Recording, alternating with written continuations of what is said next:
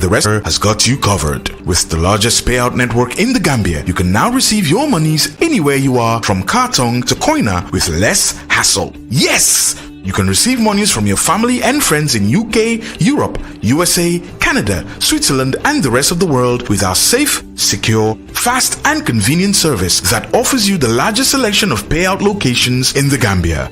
Supersonic's Money Transfer.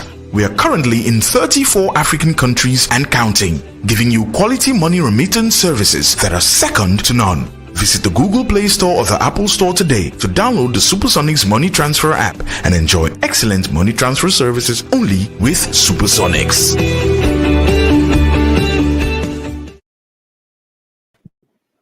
All right. Good morning, everyone. First of all, James, can you please turn so that we can all be on the same page? First of all, personally, I don't want the meeting to be long. Every Wednesday, the meeting starts at 10 and ends at, let's say, 10:30 or latest 11 o'clock. Let it not be more than 2 hours or whatsoever, but everything depends on all of us. Because today I came for the meeting, I have to call. I was at home, I have to call, set up land, definitely, definitely. If all of us know our responsibility, if all of us know what we're supposed to do, nobody should tell you do A or do B or do C. So it's a learning process, and I understand it's a learning process. But every Wednesday, Fatma, and now the meeting, we would hand it over to you. So every Wednesday, set up everything just like you used to do, okay? So I encourage everyone to do that. And the other thing is, everyone, if you know that you are to have breakfast, if you know you are to eat, make sure early as early possible, go and eat. If you want, you come 8 o'clock, eat. If you want, you come 9 o'clock, eat. If you want, you come 9:30. Make sure you eat before 10. Because once we start meeting, we cannot say, let's wait for Fatu to have her meeting, have her breakfast, or let's wait for this particular person. We are all big. We are all know what we are supposed to do. So I am encouraging everybody to make sure they do their breakfast before I come for the meeting. And the other thing that I want to talk about is the issue of punctuality. Some of us, we feel like anytime that we are free at home, we just come. Anytime we're not free, we will not come. I think some of you have seen on the group message you have removed people. Do you see that? Gis ngeen loolu na gisu leen ko? Gis ngeen ko? So we are trying to remove people because new soxla internship bi is many. So many young people ñu ngi talk outside, nekkuñ di liggéey, nekkuñ di def anything. And most institutions I know in Gambia, no institution, hello, your camera. If one person is speaking, bring the person. If you want to bring everybody, you bring everybody. So get up, you do that.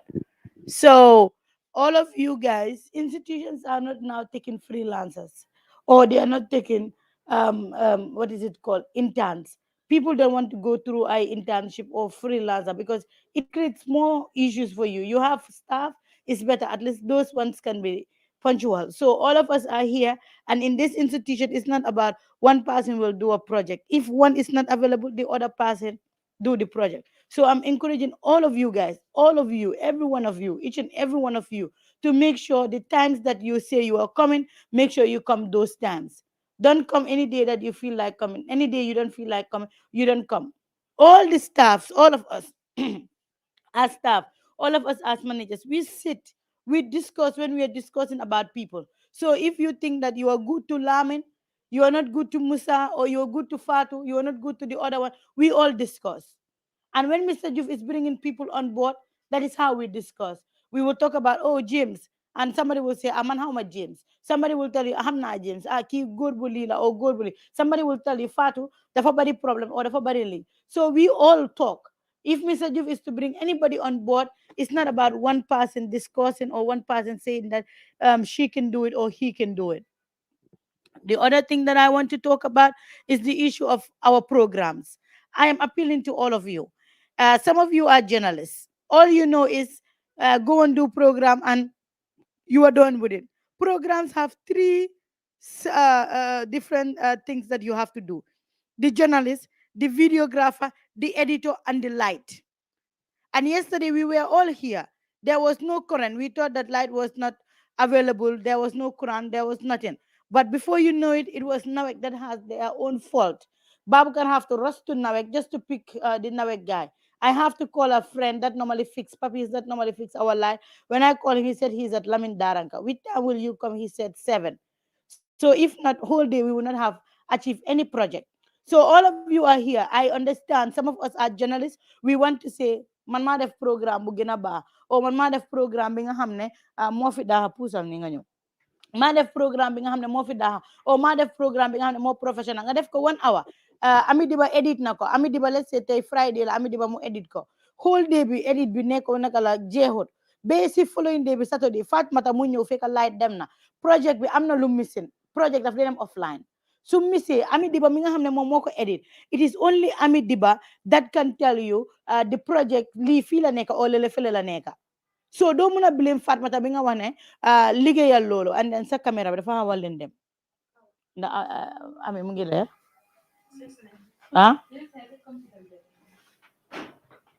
okay so yokk ko tuuti Fatmata so I am appealing to all of you ku ngeen xam loolu and I am encouraging people to do live videos live video I am starting I'm going to start and I will do it in the evening at night I will do it at night let's say 8 o'clock and I invite my guests they come if you want to do program when dama edit ko dama ini koko Liam right now internet bi mu ngi available you can share screen for instance the particular person is in Guinea Bissau nga interview ko moom ñëw na Gambia project yi nga xam ne def na ko Guinea Bissau mu ngi online dañ ko jël rek ñu share screen ay sa dang dee def loolu na doo dee def loolu so ñi du loo ku def anything it is easier you can do everything fan mata mun nga wàññi tuuti rek yes you can do everything whilst you are online so mangi encourage people do shows like yesterday the whole of yesterday there is no project bi nga xam ne air nañ ko or def nañ ko si office bi when internet bi mu ngi tegu fii weer bi su dee we must pay for that internet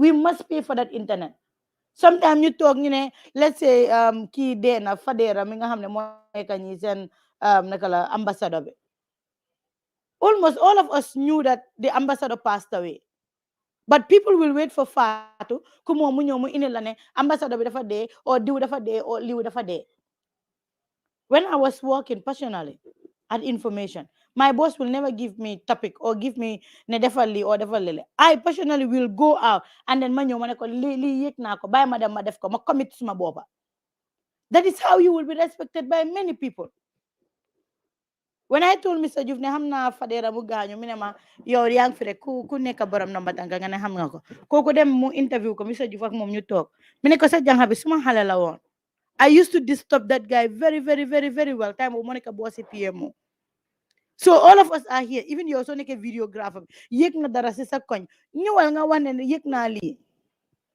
and I think Mr. Diouf is also on the line so I am encouraging all of you to make sure you do that. And the issue of dress code, I'm appealing, especially sometimes I see men or ladies in your office sol slippers or whatsoever. Any coverage can happen anytime.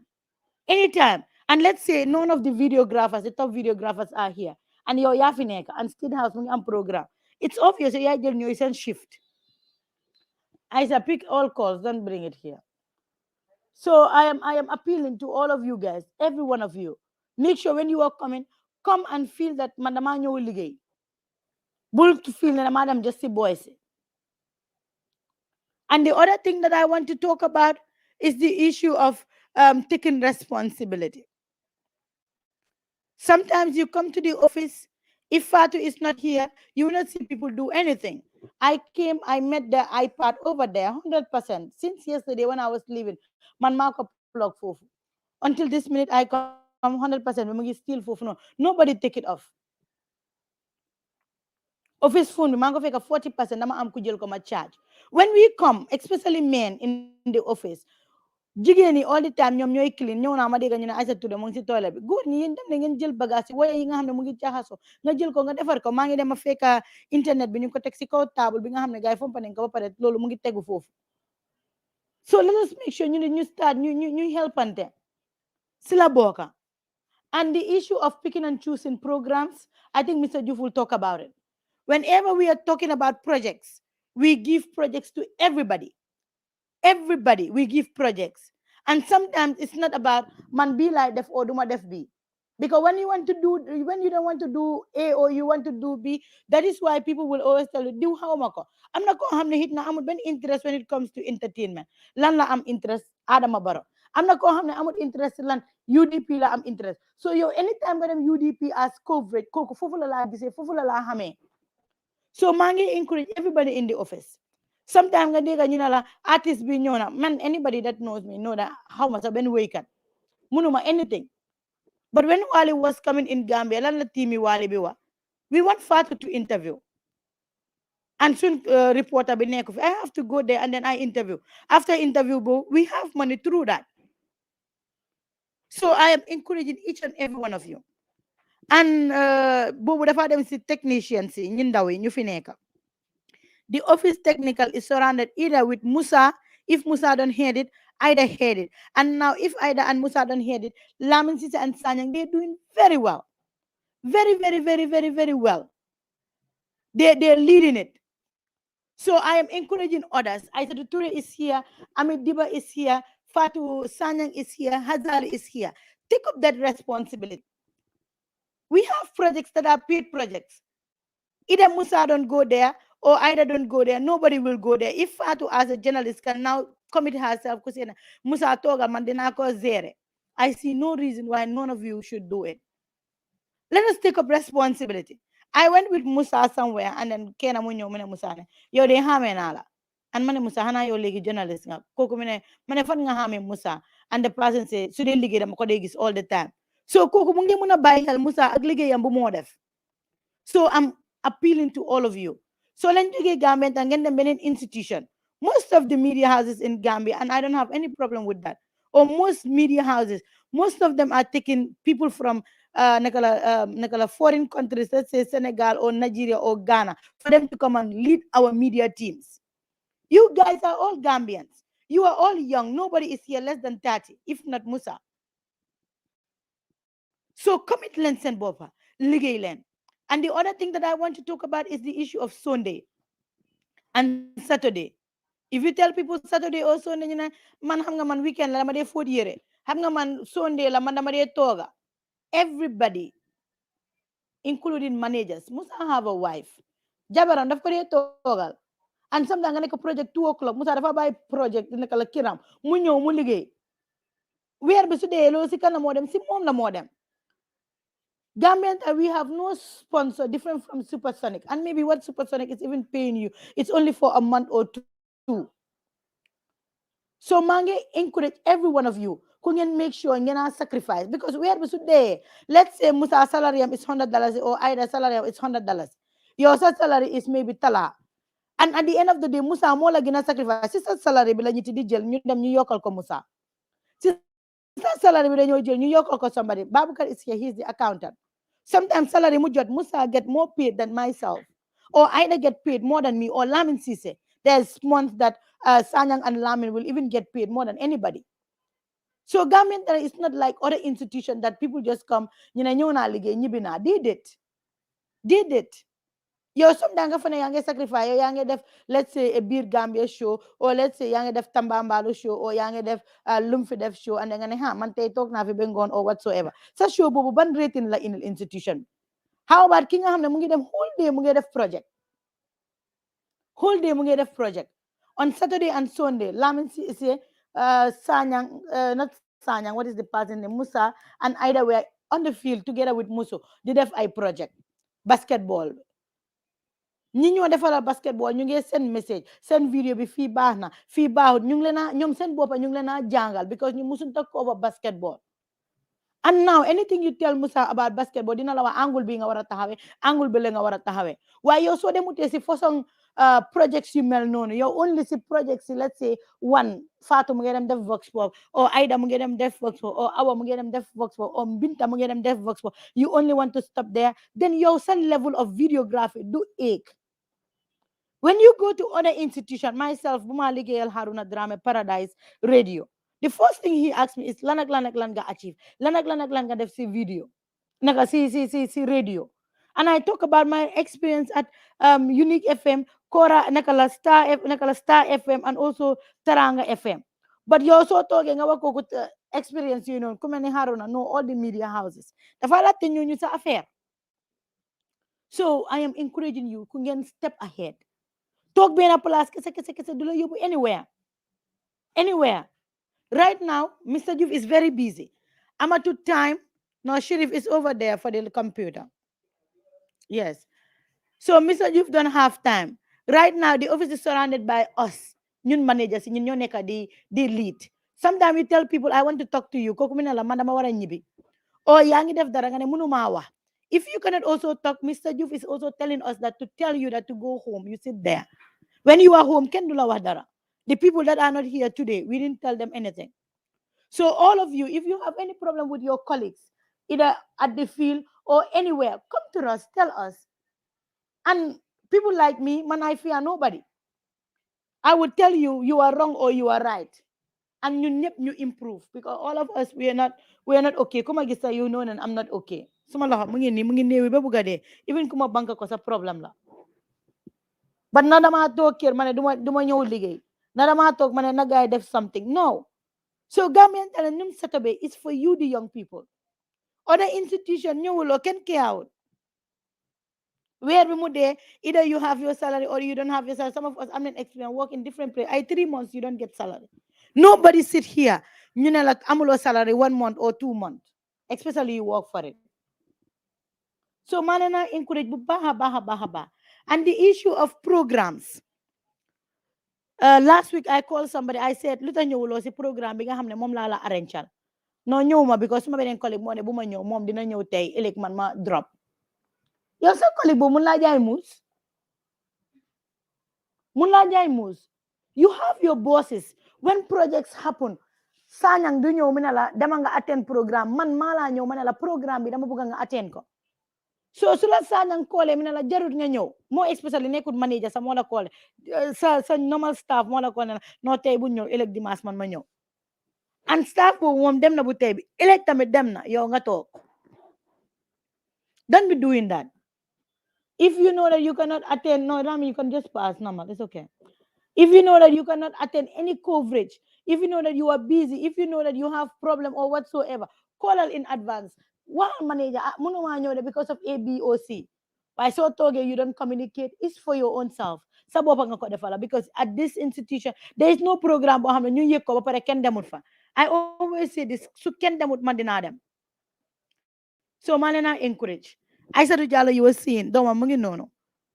Don't want xale, but right now, you ko gis mu ngi ñëw si office, mu ngi def responsibility am. Because of liggéey bi naka la ko bëggee. Some of us amun doom, amun jëkkër, amun dara. But tey ñu ñëw ëllëg duñ ñëw, gannaaw ëllëg ñu ñëw, gannaawaati ëllëg duñ ñëw. Sometimes you cannot come, doo call office bi nga ne duma ñëw. But su project amee rek pam man ñëw naa ma dem def project bi. That's not how an institution works. That's not how an institution works. Léegi nag Mr. Diouf dina call si office bi benn te su callee ñun dañ koo jox report oh man dama koo jox report yow soo fi nekkee nga ne kenn du la govern kenn du la wane lii nga war a def o lële nga war a def that's your own problem. And moom mi nga xam ne moom institution am lum ñu direct na def leen ko tam dañ koo def yow it nga abal ñu nga dem beneen place nga seet na duñ la direct. So maa leen a encourage bu baax a baax a baax a baax ñeneen ñi nga xam ne ñu ngi fi time bi tam ñu ngi ko start ku ñëw change. Some of us dañ daan ñëw guddi some of us dañ daan ñëw ngoon loolu yëpp nga toog nga ne dama koo change. One like Ami Diba is now married but there is no day boo xam ne Ami dafa war a ñëw doo ko gis mu ñëw te 7 sometimes 7 last time dafa ma war a def day ñëw 7 gëmuma ko 7:30 ma ñëw ma fekk ko si office bi because dama ñëw early just for her ku ma seet na lu ma wax dëgg la na du dëgg ma ñëw ma fekk ko si office bi yeneen projet mu ngi ko daanoo yeneen projet mu ngi ko def. But minute ne 7 la ñëw de dafa ñibbi 3 déedéet 7 la ñëw moom time liggéeyam ku mu ñëw office is 10 o'clock la war a start liggéey but 7 boobu start na liggéey at the end of the day kan mooy am commitment su ñiti nekkee di wax other managers are talking about her. Sometimes man ma jox la coverage fàtte naa even coverage moo tax ma dee jox ñiti coverage in advance. Yesterday she came and said ñu ngi war a dem coverage bi what do you think. So leen ñëwitee ñun duñ xam lan leen naa jox. And ñun tam dañ lay busy ñu ne dañoo doxal suñ place su ko defee ñu ne ñu gën a am more salaries more opportunities more recognition.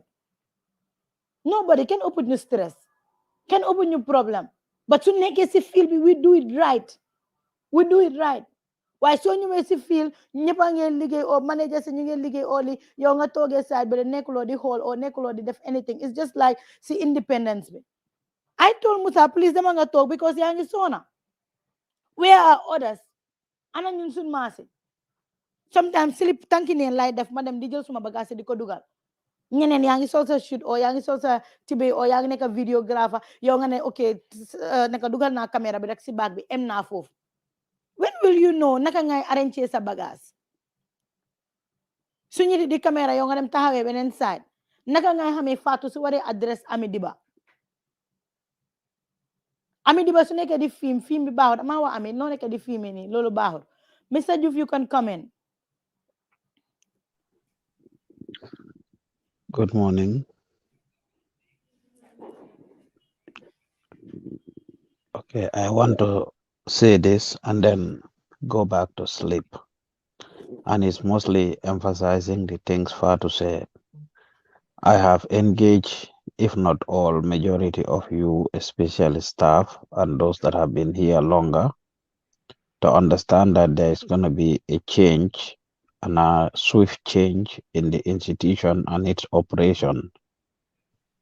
Simply because myself, I will no longer be as available as I used to be. I have said it last week. I came in, I said it, and I am emphasizing it again. Change is not easy, and it's always met with resistance. It's always met with denial. People can not accept it, may not accept it, may think things are going to be the same. Indeed, it's not going to continue. Like I said last week, I have taken or sent you guys some photos of the things I've been engaged with. Right now, as we speak, it's 3:27 a.m. here. By 10 a.m., I'm supposed to have a meeting.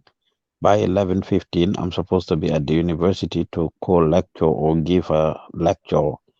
And as a result, if I continue doing these things that I used to do with you guys, including these whole day meetings, I would not be able to function over here. I gave 4 to 5 years of my time building that institution. Tahaw na fim nekka nii. There's no reason I should continue to do what I was doing.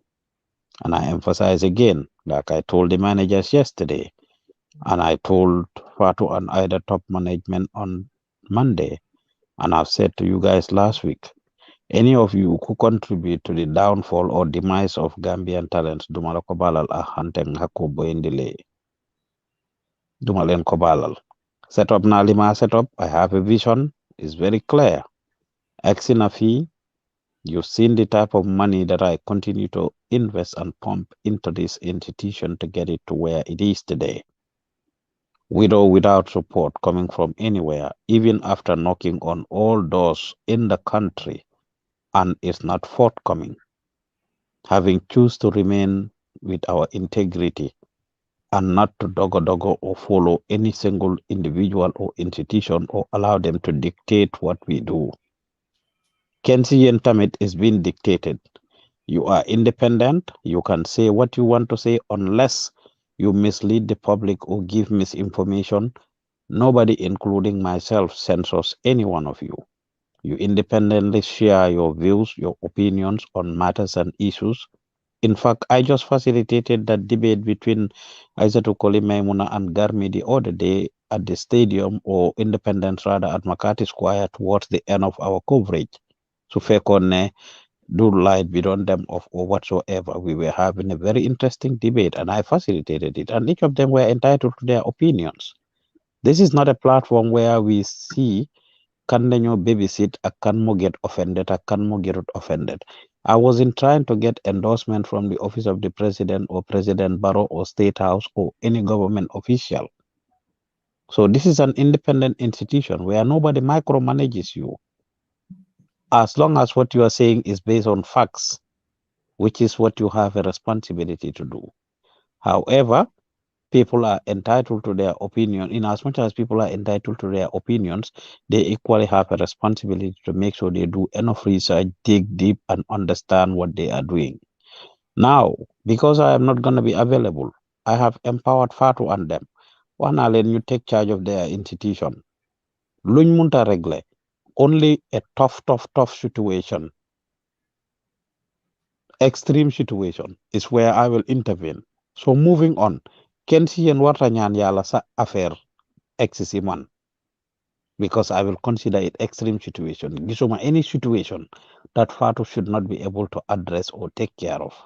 Gisuma any situation that either cannot or should not be able to take care of, or Musa or any of them. I empower them. They must take charge. I told them either you guys are leading and ready to lead and take care of your situation, wala ma indi ñeneen ñu lead leen, wala nga dol sambana ya lead. So it's either or. And you, those of you there, have a responsibility to listen and follow. We are going through accreditation process with the National Accreditation Authority, Quality Assurance and Accreditation Authority, NACA. We are working very hard to take care of different things. Transformation bu bari nak mo nekk du xew ci institution bi. It can be slow, but a lot of changes are happening, positive and negative. I will call it negative or otherwise, because in as much as we are promoting some, we are hiring some, we are demoting and getting rid of some as well. Ye yëpp a nekk di xew at the same time. The process may be slow. Mun nga fee nekk thinking the institution is thinking nothing is going on, but by the time we finish what we are doing, fii by the next 3 to 6 months, you will see a complete change. So you cannot be here nag and have one leg in and one leg out. Boobu na leer ku ko def si yéen xamal ne you are on a verge of being out. Just yesterday during our meeting, we confirmed with 2 people. They are no longer here with us. As of last week, every week you see me taking people off of our groups. So if you say you want to be in media, you must take it and take it seriously, not to take it lightly. You all made a commitment from when you were coming here. In whatever capacity you came here, it was broken down to you how media works and you understand. Majority of you are barely available. Besides, between Monday to Friday, and Fatu Samba just said it, between Monday to Friday, and only in the morning, between 10 to 3 or 4 p.m. Amud Ben Media House in this world, and I am saying it, in this world that you will go to, that you will be allowed to do that. Garmi had been to a college for university, either has been through it. Go and ask anybody. Suñ jangal theory bi si bopam they teach you that. And for those of you that are now going to either inside training or you are going to the Majak school or whatever, these are things that you will be told and you know it. Theoretically, for them for jangal, you are told. And knowing just one skill or just restricting yourself, nedanga specialized, media continues to change. You can be specialized and say ne lii def. It's okay, you have a main trade. But trust me, you can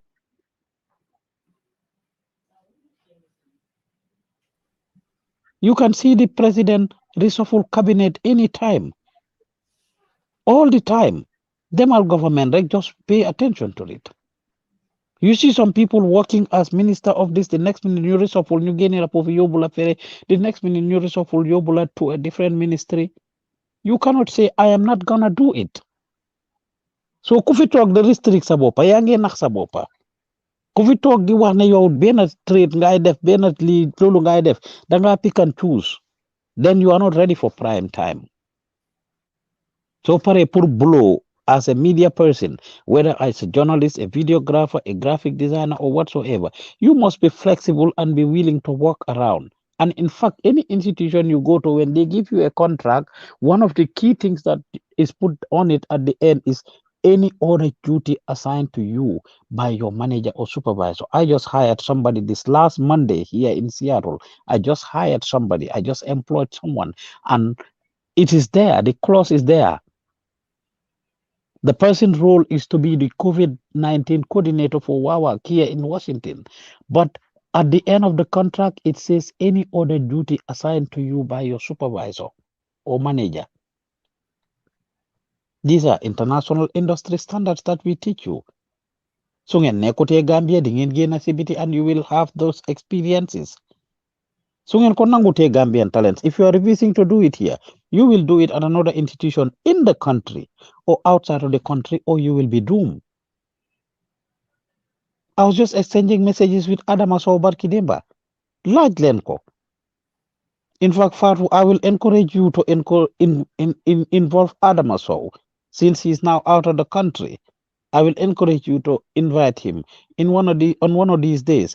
Mom mi nga xam ne they know him and he was here. Let him interact and all these things that I've been telling you in front of him. You ask him questions and he will tell you. All the things man yi ma leen dee wax yéen ñëpp fii you will see it all. Amul nu ngeen mënu leen ko muuse wala ngeen waane ko. There is no way around it. Just yesterday when we had our management meeting, Aissatou Jallow said it. The things that I have told her when she was getting married and the conversations I had with her and how it is now wrapped around her life. So suñ demee nag ba dellu si waat ak Aissatou Jallow, we engage everybody. I've said it at the beginning. Engage Aissatou Jallow, engage Kadi Toure, and those that are even sitting home to say, hey, we are going through a transformation as an institution. What is your stance when it comes to Gambian talents? Are you still part of us or not? Are you going to be coming or not? You want to be like Aissatou Jallow. You want to be like everybody else. She was gone for several months on maternity leave. Be like Aissatou. Taxut ñu jàkkamte pour mu dem leave ñu get rid of her. Instead, we wanted her bad and wanted her bad very desperately because of lim ji institution bi. Gis ngeen the type of teranga yim fe am. No single month passed without Aissatou being paid. All this while that she was on leave. Waxuma la ñu fi nekk yéen de, she was on leave. Is Aissatou hearing me?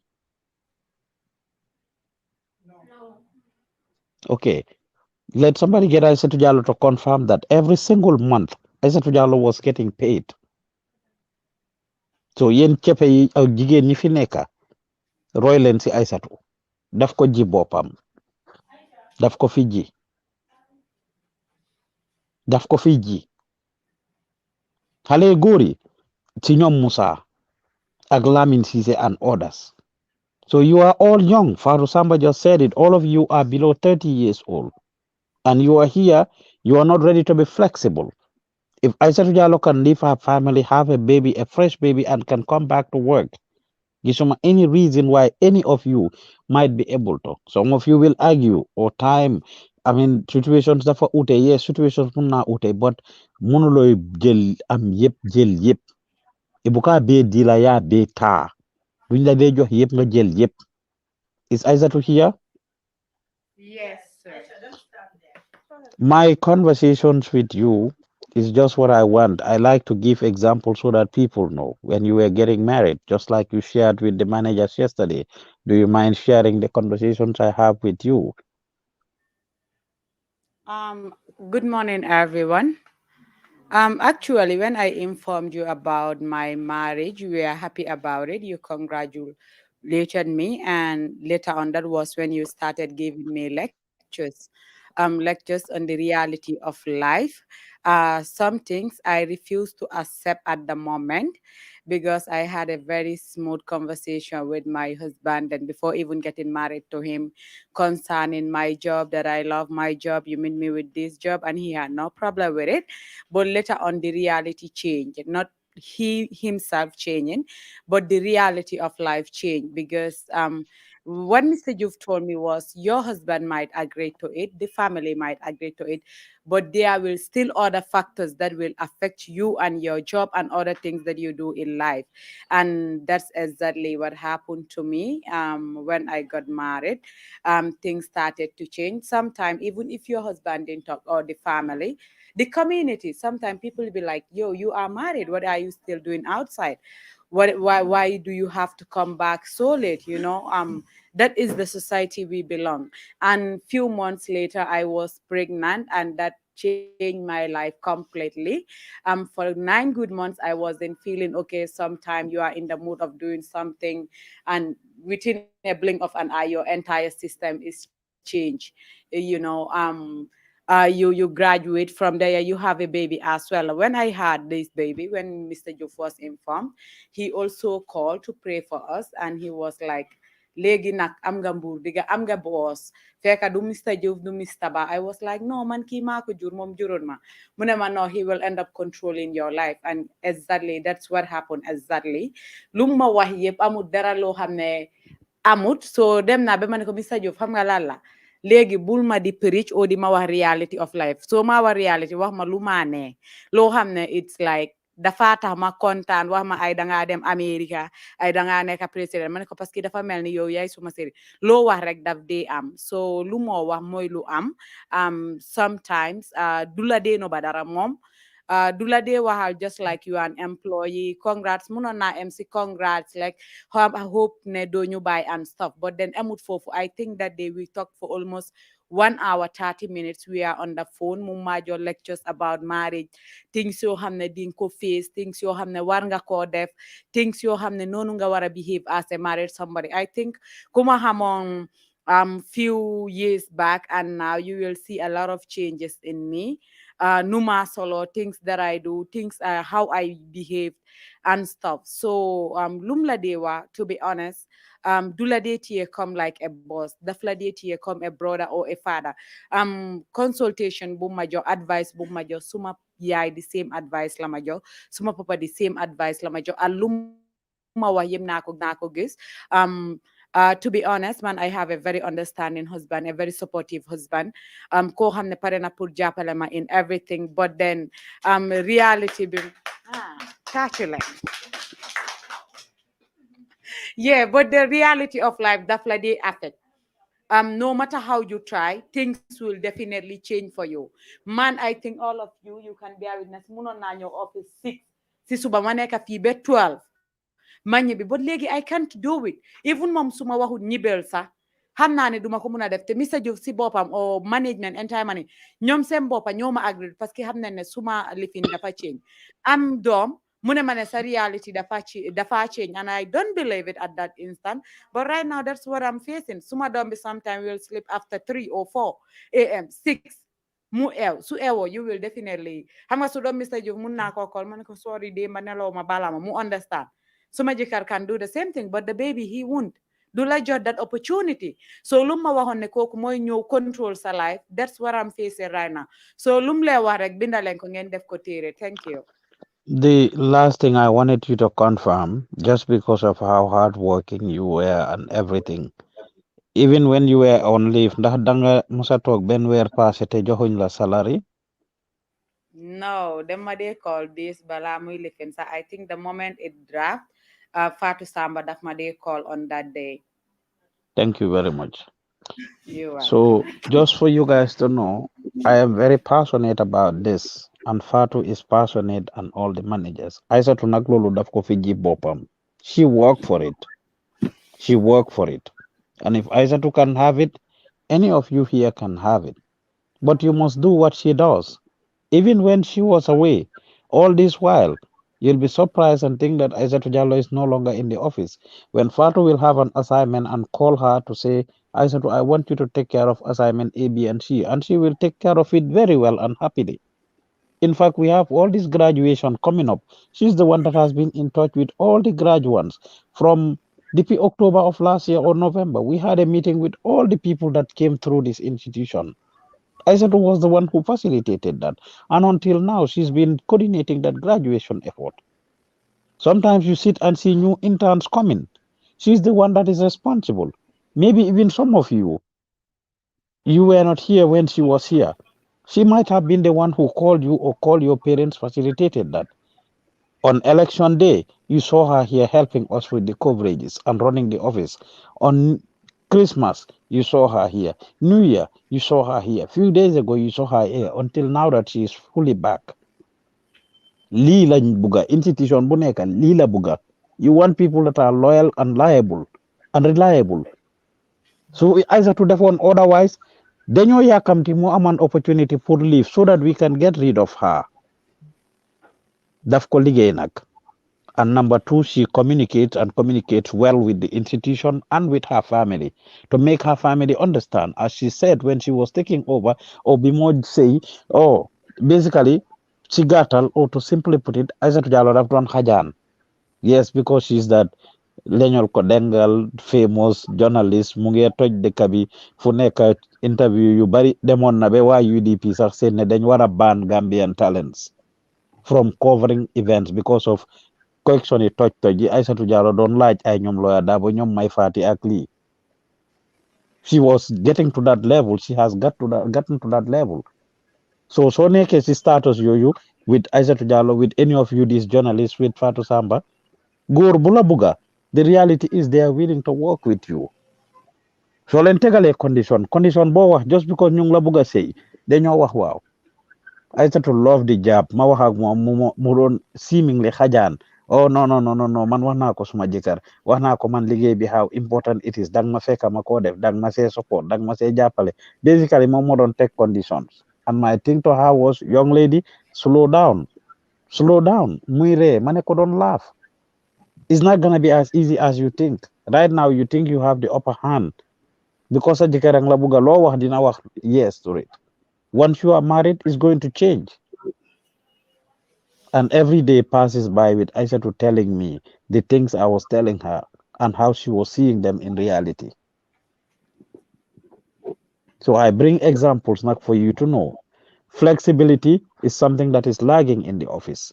Those of you claiming you can only do Monday to Friday, 9 to 4 p.m. or 10 to 4 or 3 p.m. is not sustainable. So moving on, we have come up with a new lead. Barkidemba, when we did the roster, Fatu, Aida, and myself were here until midnight, working on the schedule. When we looked at the current schedule, there are days that we will have 17 people, 18 people in the morning, and nobody in the afternoon, or one or two people in the afternoon, and nobody at night. Ibrahim Asanyang is always available. Lamin Sise is always available. Musa Jata is always available. Aida Kebe is always available. It's not Nanyi Amun live there. I'm just mentioning some of them and how flexible they are. And I'm not saying that you must be as flexible as they are. Each of them watch the people that we empower and give them opportunities in the office. And I'm giving you these tips for Ngen Hamko. It's not like we have not done so. It's not like we have not done so. Musa is off on Mondays. On Tuesdays, he comes in the morning, 10 o'clock, by 6 o'clock. Sometimes he stays later. On Wednesday, the same schedule. On Thursday, the same schedule. On Friday, he is here in the evening because mungi am yenen engagement si modef. He comes in at 5, neka fi be 10, 11, 12. On Saturday, the same schedule, more off Sunday, Monday. But guess what? Every weekend, including this last weekend, every 2, 3 weekends, we have a weekend gig that Musa needs to be at, and he was there, including this last weekend. He was the one covering that basketball program. Both Saturday and Sunday, he was working. Which means this weekend, Musa works 7 days a week. Ibrahim Asanyang, the same thing. He just came back with key, the water off weekend, Friday and Saturday. He was in Fonyi with Bintabaji this last weekend. But before then, the weekend before, there was an entertainment program, a cultural Abuko cultural festival. Sanyang Moko covered that weekend. He comes a few days in the week. He was in our meeting yesterday afternoon. He worked overnight and stayed over. Lamin Sise is a student like most of you, and he is doing the same thing. Lamin is flexible and available. Sometimes he's here in the morning, sometimes afternoon. Sundays, he's the one that does the night shift. Saturday night, continue to Sunday morning. Sheriff Conte is here. He came with some of you. Sheriff does the same thing. He comes Friday afternoon. He comes Sunday at night. He comes other days in the morning. So if you think by sticking to this, you are going to make it, there is no place for it here. Can we be flexible and understanding of people? Yes. So moving on, we have come up with a new listing. There are days that we have 17, 18, 20 people here in the morning and nobody in the afternoon. And we are trying to cut that out by making sure that people are flexible and available. Nobody here on the weekends. This last weekend, Musa Jine had a show, the Lamba issue. Of course, it didn't end up being covered. Kalilu Banja was supposed to do a show. Sheikh Omar Jallo, the director of NCAC, of Performing Arts at NCAC, was in the office. Eventually, it didn't happen. Either have to leave the project that Mom Aglamin Sise, Ag Musa, Ag Musu, Ag Hazali, and others were at, to come back to the office to come and do that, to come and run Sheikh Omar's project. And you think you are going to learn? No wonder most of you don't know most of the skills. You only know the basic skills. Them defi vox pop, them cover event new, edit lulu. That's what most of you know. And it only stays there. You only know the basics because you are not ready to participate in flexible projects where you will learn most of the skills. And it is not okay. Whether it is either it's Musa, it's Lamin, it's Sanyang, any of the people that I mentioned, it just didn't happen overnight for them to get what they get. Media is not a platform where you want to be. And if you guys want to continue to do this, you need to change and be willing to change. Monday, the same thing. Tuesday, the same thing. Wednesday, the same thing. Thursday, the same thing. Friday, the same thing. Saturday and Sunday, nobody is at the office, or only 1 or 2 or 3 people. Lately, even people who gave schedules to be on those days don't show up. As far as I know, is our soul, Fatmata Sanyang, and who else Fatu been coming on Saturdays? Okay, there's a third person. Other than that, nobody else is here on Saturday. Nobody else is here on Sunday. So our new policy, when we looked at the schedule, we have decided that each of you must be available to do one afternoon shift every week. Must. And Fatu is working on the schedule. And we can set it up in a way because Tangena Nyofisa, you are redundant. You have 18, 20 people here, and the computers are not enough. There is no light. There is nothing. Managers are busy doing other things. You never talk for doing nothing. As Fatu said, it needs to stop where people can come in on shift that you will be productive. There is afternoon coverage. There are editings to be done. There are different things that you can participate in where you will be able to learn and learn a lot of positive things. But because you saturate the morning shift with all the living in the afternoon, nobody is here. It's not okay. We didn't have a problem with the managers because they have all spread their schedules out across these shifts. In you guys' case, no. Everybody must be willing to take one shift afternoon a week, and everybody must be able to work one weekend in the month, which we think is very reasonable. We wanted to do that every week as well, but we decided let's do it once a month. If we spread it out like that every week, the schedule will be filled up. And this is how it works in America. We don't want to force anybody, and we're not trying to impose anything on anyone to say this day. But if people don't make decisions on their own, which all of you have been encouraged for to have asked you to give your schedules and your availability, and none of you seem to consider this, or even those who gave this schedule did not show up. As we speak, we are recruiting a new batch of intern. We are recruiting a new batch of intern. They've filled out the application. We talked about it. Because of these challenges and things we were doing, we like Sawara Tunsakpur even bring people on board when we have tons of applications sitting on our desk. So as of last week, we've decided we are going to continue to do so. And anybody that is not serious, instead of bringing people in group, we will replace them. Aisha Jallo is back and she's the architect of the internship program. We'll continue to empower her to do that. And she will be the one to replace people. So serious, I'm telling you, Aisha will take you out and replace you with somebody else, with a new intern. Instead of bringing people in groups, we will bring people as individuals now. So sometimes you force people to do things that they don't want to do. And as an institution, we have places to go and things to do. We are one of the 5 or 6 biggest media platforms, especially when it comes to broadcasting in the country. Lepalu am chair lu am solo si dekabi. We must be involved, and we are involved. Elect president is traveled. We are invited to that. If it wasn't for our position, we wouldn't be. Any serious individual or institution who has something that you want Gambians to know about around the world, you must involve us. Kananga am personal grudge or otherwise. But if you are really serious about what you do, you must involve Gambian talents. So Lulu cannot be run like how some of you want to do. So Fatu will engage you one more time and ask you, and we want it to be spread out when it comes to your schedules.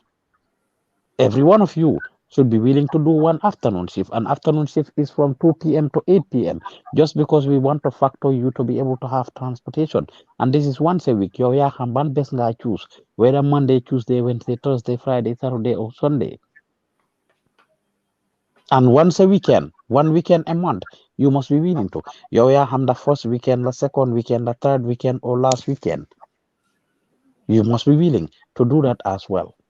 And that way the schedule will be spread out. And instead of people coming here and sitting down and being redundant, they'll be productive.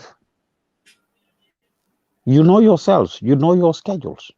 Most of you, by 3 o'clock, 4 o'clock, in fact, some of you earlier than that, you want to leave.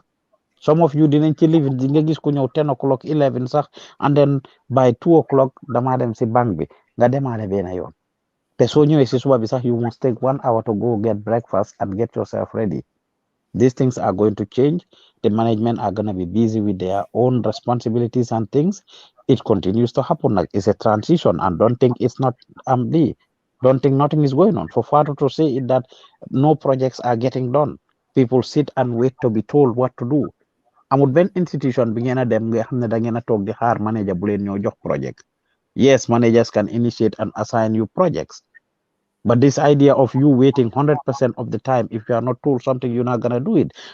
People have ideas that they want to implement. Last week, I had a conversation with some of the people, especially the journalists, and I told them how I would like and we would want them to continue to do things. Let them narrate stories, let them tell us stories and be creative in what they do. Some of them had informed me that they try to do it, but the ideas are not practical. I said, why? They said, because Ken Monotfi, I have asked this journalist or this videographer to do it. Any video, any of you amongst yourselves, you have, especially videographers, you have all that it takes. Computers, internet mungfi, managers people who know how to do them and you are not even willing to make efforts to do research, to find out how to do this, to challenge yourself. But you want to say, and I'm not going to do it. It's not okay. You must learn to do new things and bigger things. And I've told Musa and Fatu and all of them. Wahna Musa ne, even yesterday when we had our meeting, I said it last week and I said it to him again yesterday. I said, moving on, when there are big projects, I will not want you, Musa, to be doing anything. I want you to be on the ground, watch them and supervise them and direct them to do it. Musa, intern la one like all of you. Ida was an intern like all of you. So why should Musa and Ida be the leaders? Nyom lu nekk ñom ñoko janga pour def ko and train others. Why? When all of you have the same skills, the same opportunity to learn the same thing. With that, I want to say something. When you go out with your boss in this office, I don't think, personally, I don't think there is anything like boss or like leader. But when we go for a paid project and you want to lead that, let's say Musa want to relax and you want to do it, kanambe Musa daf ko wara gis ci yow. We go, yang stressal boss bi suba bengon. You cannot have that. I see that all the time. Whenever we go out for project, man, ko de wa Musa. Man suma boba sometimes I don't feel like doing anything. Danga talk so joxe journalist bisa questions sa borom mu la challenge ne mom bum am mo gëna baax. Sanyang said this in the meeting yesterday when we were talking about it. Yes, Sanyang said, Mr. Juf, what you are trying to do, what we are trying to do is going to be very difficult.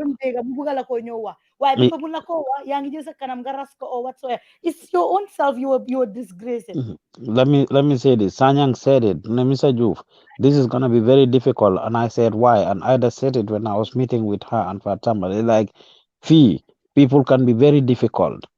So len a jangal, people will challenge you, dinañ la stressal, they are not willing. So len joxe directive nañu def ko tay, they do it, elek ñu ñëwaat nga laajaat leen ñu ne defuma ko, dama fàtte niñ ko defee, dama lii dama lele. Ñun bi ñoo jànga, ñun dañ pare woon. Man dama téye suma book toog fii. Sanyang was explaining how he was willing to learn. Bi mu waxee bene Binta Cissé moo ko jàngal videography, we were all laughing. Binta Cissé mee na de, and Sanyang said yes. Who was Binta Sise? Binta Sise was a journalism intern here. Who was Binta Sise? Binta Sise ended up moving from journalism because she tried videography Mulaiko. This hidden Gambia show we have. If Mayor Rohim Maliklo recognized us, it's because of that Binta Sise, because she went to Banjul. I created a show for her, Hidden Gambia, Mudem Mudefko, and she did it so well that BCC had to react to that story. First ever show that Binta did. But because of certain challenges and the like, she ended up loving the videography, would transfer from journalism to videography. And guess what? When our accountant was leaving, Binta having little background in finances, and he was interested, she was interested. She's the one we ended up hiring, Muneka Swing Finance and Admin Officer. Be muy bayi. Some of you were here. I was crying when she was leaving. Momla Babukar Jel Plasam. Tay Babukar Ange bayi. You've seen the vacancy position I posted. Any of you can replace Babukar and take over his position. Any of you can take over Babukar's position. But you have to work for it. You have to earn it. I would prefer among an insider, an internal person within the institution to take over that position, like Binta Sise did. That same Binta Sise, mom la sanyang wax ne moko jangal videography.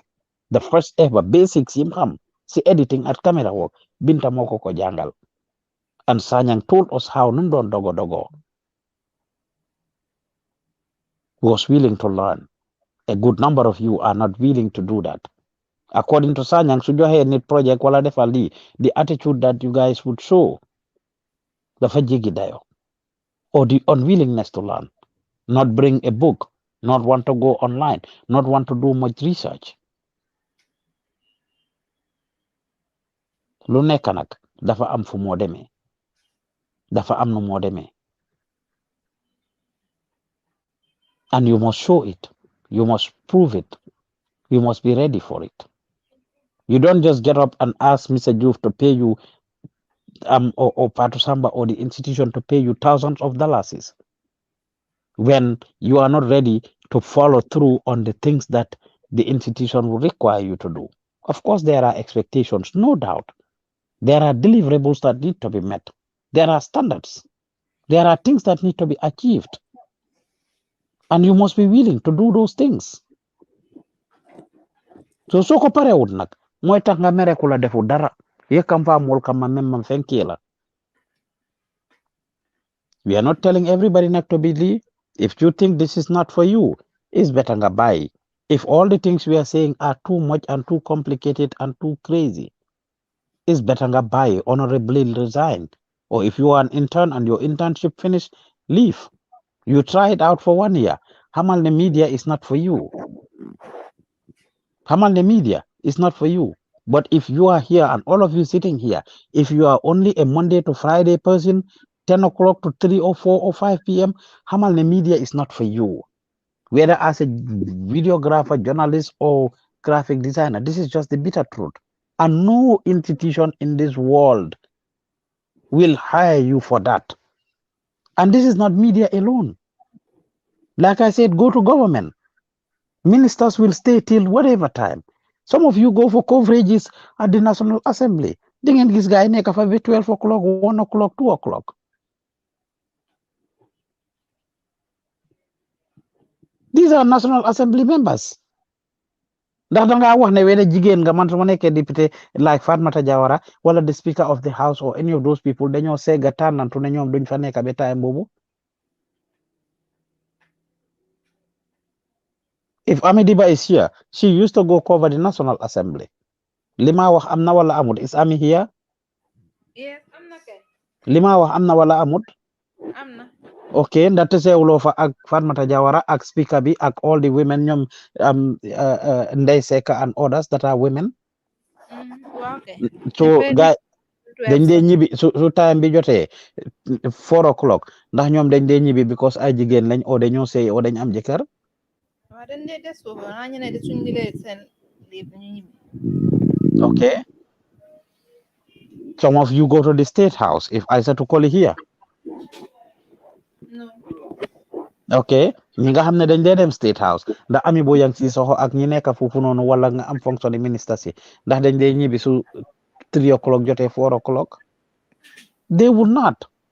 So whether we are talking about government or the private sector, you don't go home, you stay. You stay. But more so in media, the flexibility is an important part of it. So ngeen ko nanguwut Gambian talents di ngeen ko def feneen. The last time Fat Samba was sharing with us, and I think she shared it with you, a journalist that was here, learning to be a journalist and eventually, alhamdulillah, moving to another institution. The person had a specialization here. Right now, lim doon bañ a def fii man duma cover lii duma dem fele beneen media house bi mu def Fat Samba ne ma bi ma demee di cover Scorpion si ba gis fa kooku dama surprise mu toppa mu fuñ dem mu toppa ñu di jël liñ doon jël. The person wasn't doing sports here. Mr. You've just now, I said to Jalo also have another experience calling somebody and the person say, Bala, Madinala call her back, Mansur office, them are busy. And I just laugh. And the person called back again and said, soon office la neka so dumamunawa, Bala leva ABOC. And I told Aisha, man, all of those things they could have. I And that remember is one of somebody, the interns that was here, right? yes, As yes. And Aisatu is somebody calling as about well, the graduation. the As person Aisatu is also share has experience and saying that we should even give her parole during the graduation for her to talk. And I said I cannot determine that. The person was here. She is even a family member to me, but we never knew that she was family until after she was here. The person went to another institution. So when we said the graduation should be Friday, you know what the person said? She said even if it is Friday and she need 2 hours just to attend the graduation, her office will not allow her. And I said, but that graduation is part of your life and you will be graduated. Lots of institutions should be proud of you. And she said, my boss, even if you were sick, you should come to work. Since I know Musa for the past, I think 3 years, getting to 4 years since he was in this office, he have never been absent or come late anytime. It is only last week, I think there was a funeral. That is Pamudu Fal's wife that passed away, and then next door to Musa. And he called me and he was taking excuses to tell me he's attending. I said, Musa, don't worry, you can just attend. And before you know it, he called again to say, I want to come. I said, no, it's already 3, 4. Forget about it. Stay there until tomorrow you come. So work for yourself. if he was to take Lamin, dama 2 months off, college work ko assign ku project for let's say on a Sunday or on a Monday, but handa for off. Kuma work ko sa dama de rus.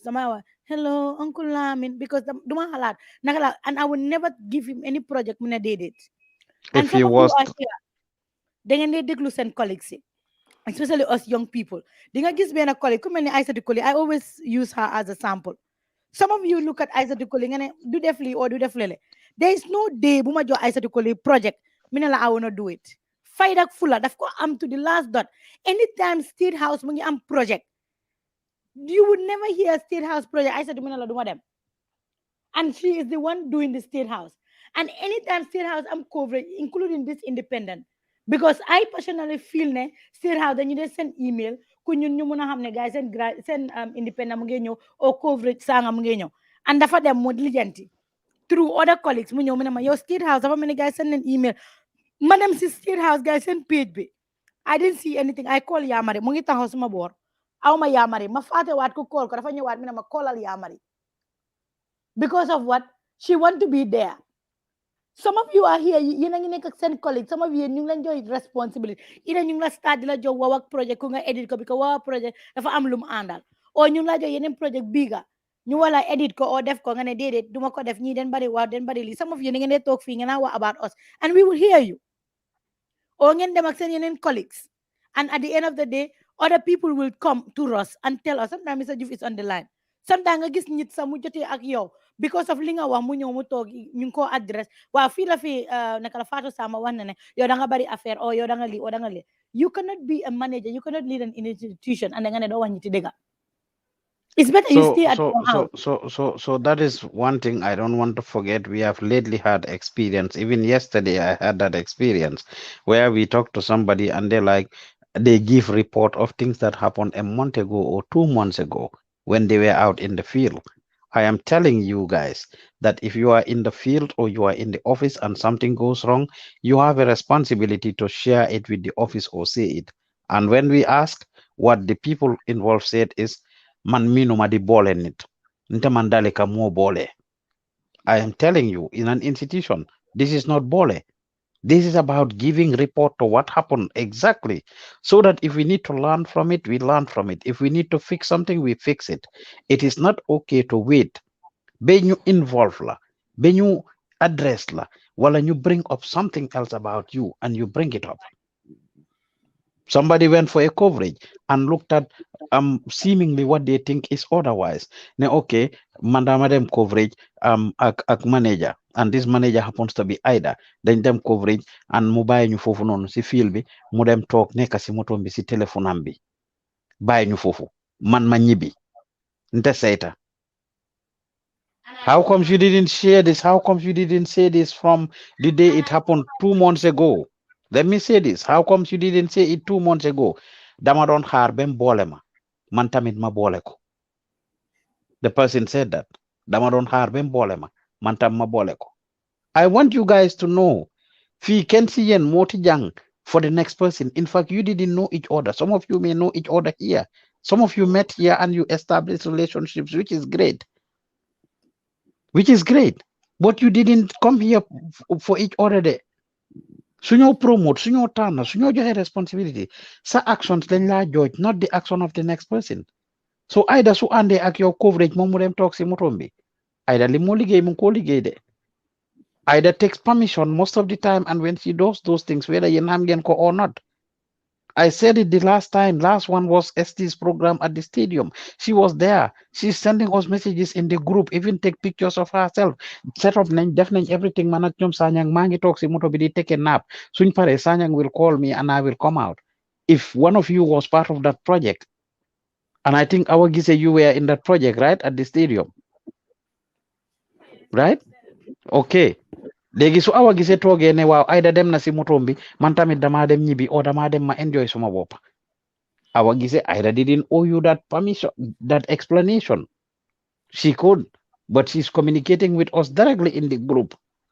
Management is aware of it. The particular day that is being talked about, maybe Aida is busy during that New Year's coverage. Maybe mu ngi wax ak Mr. Diouf. Maybe amna something is going wrong. I send a message to the group. Man maa ko ne Aida génnal si biir niti nga ñëw nga toog nga wax ak ñun. Yow gis nga Aida si téléphone rek, you don't know what Aida is talking about. Nga ne yow da nga mer da nga dem ñibi because Aida did not. Aida is there talking to talking on her phone. Léegi da nga xaar même boole la yow nga boole ko. You think you are doing it to Aida? Aida is going to be the loser or you are going to be the loser. These type of things that you pay attention to. Li management def, li kele def, danga buy hell, li kenen di def. You pay attention to the next person. You talk about the next person and what they do. And I told the person, Neko, Aida su defe lulu si bopam sax, just like I told Musa, I don't want to see him doing work again. So ngeen nekkee si feel bi noonu. Because I don't want the institution to be wrapped around Musa, Fatou, Lamin, Sanyang, or any of them nga xam ne suñ fi nekkutee du dox. And all of you have a responsibility to learn the new skills.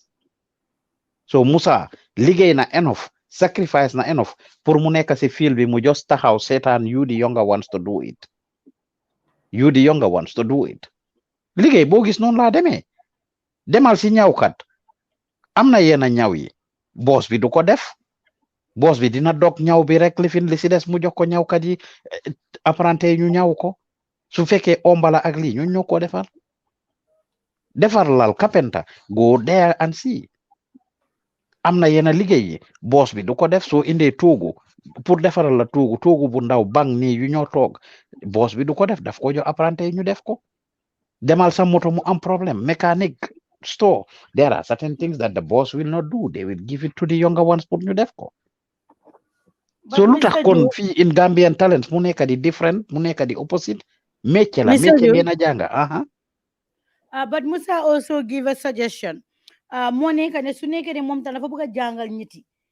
Let's say ñu ne 3 o'clock programme dañ war a dem programme 3 daf la war a fekk fii because moom su la bàyyee project bi let's say basketball bi is a paid project bu ñu fay la so Musa dem na Lamin Cissé dem na I think Musu dem na léegi sa Musa mi def ko bëgg a bàyyee Musu su demee si project boobu noonu Musu egsi wut foofu noonu let's say ba 4 Musa war ko te projet bu ngi war a start 5 basketball bi yu ñi nga xam ne ñu ngi si groupe boobu noonu gis nañ ne ki nga xam ne moom moo de fay xaalis bi yaay seen groupe bi dañ dee bugg a time bi kak ñu start so yow su dee yow kuy try nga kuy jéem nga yow da nga war a ñëw in advance su ne la 3 yow even nekk fi by 2 yow nga paagaale balaa kooku di ñëw soo seetee Lamin Cissé all the time su dee dem programme Musa du dee paak yu bari Lamin moo dee ñëw in advance mu paak everything balaa Musa di ñëw Musa dafa ñëw rek mu confirm ñu dem so foog nga ñëw in advance. Well, Musa said it, Sanyang said it, you said it. All of you are concerned with people yen yena len fa jitu ñom ñu mujjé ñew. Te yo ngene yaay janga. Everywhere for them di janga métier. I'm saying this because janga na métier. When I was younger, my mom had put me through carpentry. I have learned carpentry. Even though yaguma fa.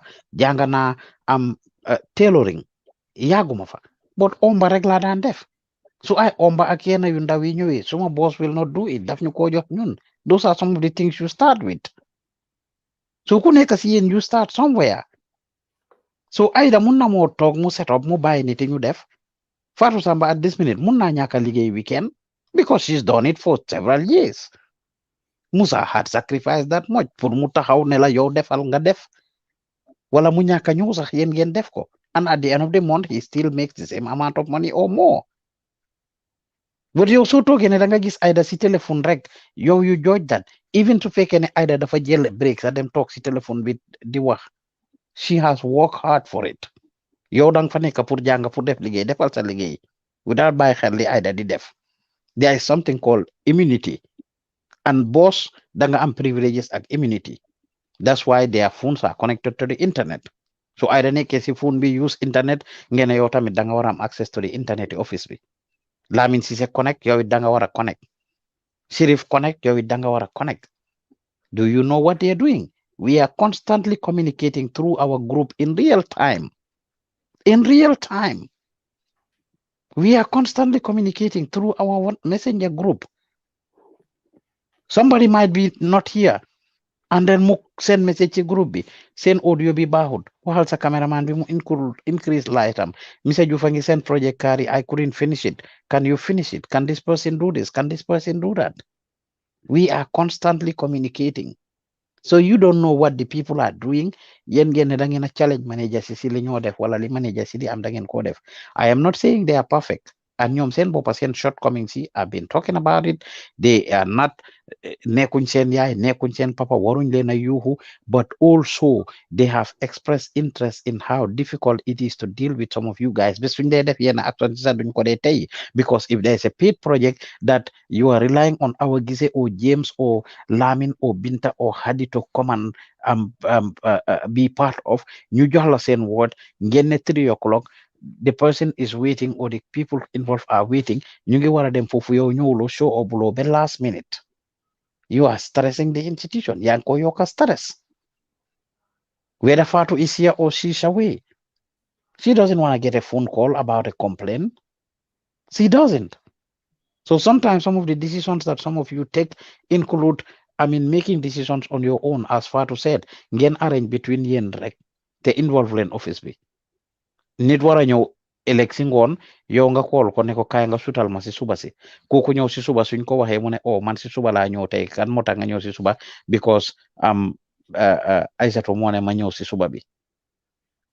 If somebody calls you to arrange something wax ko refer the person back to management waxal ak management suñ ci amutee problème aw ma si problème but you cannot just change the schedule. Wala ñu yónni leen ngeen tukki ngeen dem somewhere which has happened not even long ago guy dem a trip somewhere and when they went they changed the plan. There was arrangement pour fanda guy di dëkka fanda ñëw fanaan ñu change the plan and went and stayed somewhere else better ñu miss part of a project that they were supposed to do. Be borom project bi am pour call office bi call Fatu and we had to go through a roller coaster about that thing. If you're making changes, inform the office and seek our opinion, and we can advise you. We can advise you. So these are some of the things that are important, that the institution is going through a transformation. Some of the processes might be slow, but I have told them that they need to train you, and train you. Fok yen gen yombal ko gaay nak pour ñu train leen. I am the one emphasizing it. ñoom believe fuñ ko de. A good number of the managers don't believe that most of you are ready to be trained. And it's not even the typical Fatu or Ida who does not believe in it. It's not only the typical Fatu or Ida there. I'm talking about the Musas, the Sanyangs, the Lamins, and the others because of how hard you make it on them or how unreliable you can be. Su ngeen waree ñëw du ngeen ñëw or du ngeen ñëw on time or su ngeen ñëwee tamit ñu jox leen project bi pour ngeen def ko and they cannot just keep taking the risk. The feel can be good, but some of these things si office bi ngeen koo jàngee fa ngeen a dooree ñu jox leen project pour ngeen def ko. You do it and on a timely manner, not ñu jox la project ne nga def ko tey rek si suba bi démba si guddi I was on the phone with Sanyang muy am lum doon def. This morning when I woke up nii before this meeting I heard him leaving a voice message in the group di direct Lamin Cissé pour mu take over from moom fi mu em léegi nii bi ma just callee maa ngi dégg Musa ya nge wax ak naka Sirifa nge wax ak Fatou di ko wax ne Musa ya nge take over project bi balaa ñoo lifin. There is constant communication and doing. Léegi Sanyang su starté project boobu moom jeexalut ko o ma amal ko feedback mu def project boobu noonu jeexalut ko moom mu war a of tey ak ëllëg mu bàyyi project bi waxut ko kenn ba moom mu ñëwaat in the next 2 days. That project is going to stale. It's going to stale. We have it in the office nag all the time. People are talking about it. You go do a project with them. Dema Singon Rek, I had a discussion with Garmi, and he was telling me how there was a project that he did that needed to have been edited, and there was nobody available to edit it. So even if the journalists have ideas that they want to do, the videographers are not willing or ready to do it, or are not in a position to omuninko. Mr. So Juf, scheduling issue is very important. Yes. before you go, I would want to talk about this picking and choosing who to work with. There are some people in this office, billahi wallahi tala to be. I don't want to do anything with them. Dara. Because either you go with them, ñu gis batterie bi nekkul di charge, it's just like maa ngi ñëw léegi maa ngi wax Fatmata ne 4K bi nekkul di charge but ñu ngi ko bëgg a use su batterie bi jeexee den am ku lii ko. Is that nice? Ah, sometimes I go with somebody kooku ñu dem ba foofu mu ne la batterie bi mic bi dama ko faata si office bi ndax kooku all the time soo àndee moom foog mu jox la excuse nag nit dafa bëgg a liggéey ak moom déedéet. But sometimes when you are working, don't pick and choose who to work with and who not to work with. And the other thing I want to talk about, in as much as we want professional videos, let us be honest, we have 4 good cameras. And also the Canon camera, anytime Musa mu shoot ko, mu film si daf dee baax. But in the office, you would see, I think last week I was talking to somebody and the person told me, then one of them shoot why being a project, like ko bëgg shoot ak ñaari camera. Yow soo ko shootee ak ñaari camera, te ñun ñu ngi am yeneen project yoo xam ne ñu ngi ko war a dem defi ji and because of suñ caméra yi anybody we are giving it to how ma keneen de Mr. Diouf maanaam moom xuloo neen si loolu lu bari I told him caméra yi certain people duma leen jox suma caméra because yi su Canon bi mu ngi yaaxoo ñetta moo fi nekka 4 Canon moo fi nekkoon ñaari yaaxu neen until this minute amun kenn ku ko defar Alaaji Maga mi nga xam ne moo nekk di top videographer si Gambia bi contact naa ko many times ku mu help ñu ko ñu ñoo defara suñ Canon ku ma booleel naka la foofu tudda naka la si kaw tali bi fële ne le boori Bartes until this minute kooku mu ne amul dara lu moo defar caméra so su dee caméra bi nii la em kooku mënu koo defar talk of caméra yu em nii so yow soo àndee ak nit ki kooku mu téye ñaari baag caméra bi ngeen duga si moto amuleen town trip amuleen dara nekku faatu moo leen a carré or anybody caméra bi ngeen jël ko nga def ko nga ñaj ko mu ida lens bi dama or anything mu dama kan mooy ñëw mu wax ko 4K baa ngi noonu batterie bi mu ngi naka charger bi mu ngi yaaxu tey Fatmata da nga xam ku yaaxa charger bi gisuloo kenn ku ko bina nobody kenn du la wax ne lii yaaxu na sometimes Mr. Diouf daf ma dee jot dara lu ees pour mu jomma ko ma ne ko Mr. Diouf lii de dafa daanu suma loxo Musa dem na project si ñoom Halifa Sallah seen project bi suñ mic bi dafa réer Musa daf ma call mu send message si groupe bi mu ne mic bi dafa réer dañ ko génnee si salary Musa dañ ko mere but instead dañ ne dafa responsible because ñëw na mu jël responsibility mu dem benn coverage mu gis exactly mic bi beneen media house mu téye ko and mi ne ma maa ngi gis benn media house mu ngi téye exactly suñ mic te ñun ak ñii ñun ñoo ànda fooguloo ne lii ma ne ko kon léegi suñu amee bagage dañoo am ko def foofu noonu special mic boo xam ne ñun dañoo xam ne bii mooy suñ mic so dafa am moom ku dem jël mic bi ku xool na loolu moom la na du moom but some of us are here nga bëgg a dem ak ñaari caméra ñetti caméra Canon caméra bi dafa dee nekk sometimes last week somebody told me there is a project benn si staff bi mi ne ma dafa am project am na ñu am project naka la foofu tudda yenn tubaab yu am project dafa bëgg a dem cover ko so dafa bëgg a ànd ak benn si caméra yi bés boobu noonu ñun ñu ngi war a dem man ak Moussa ku dem test si naka la place bi tudda si lii bi naka la foofu tudda independent bi ku dem yóbbu suñ bagage benn caméra moo fi des mooy 4K bi Aida dafa war a use loolu ku dem def bii rôle bi and you know what the person told me ma ne ko mu use kanam mi ne ma bàyyi ko kon that's what the person told me outright yow soo fuyalee sa boppa o nga feel ne yow da nga mag duma use canon duma use lii you go to other media houses alaaji man nga sam da nga gis ko mu téye caméra bu ndaw lan moo important li borom di wax ndax am na solo na am Well, Fatu, even doing that professional work is very yes important. you However, said you doing the professional work, important. That's suñ sutee ak ñaari cameras. ñoom ñu ko shoot, will they take the time to edit it and edit edit it it right?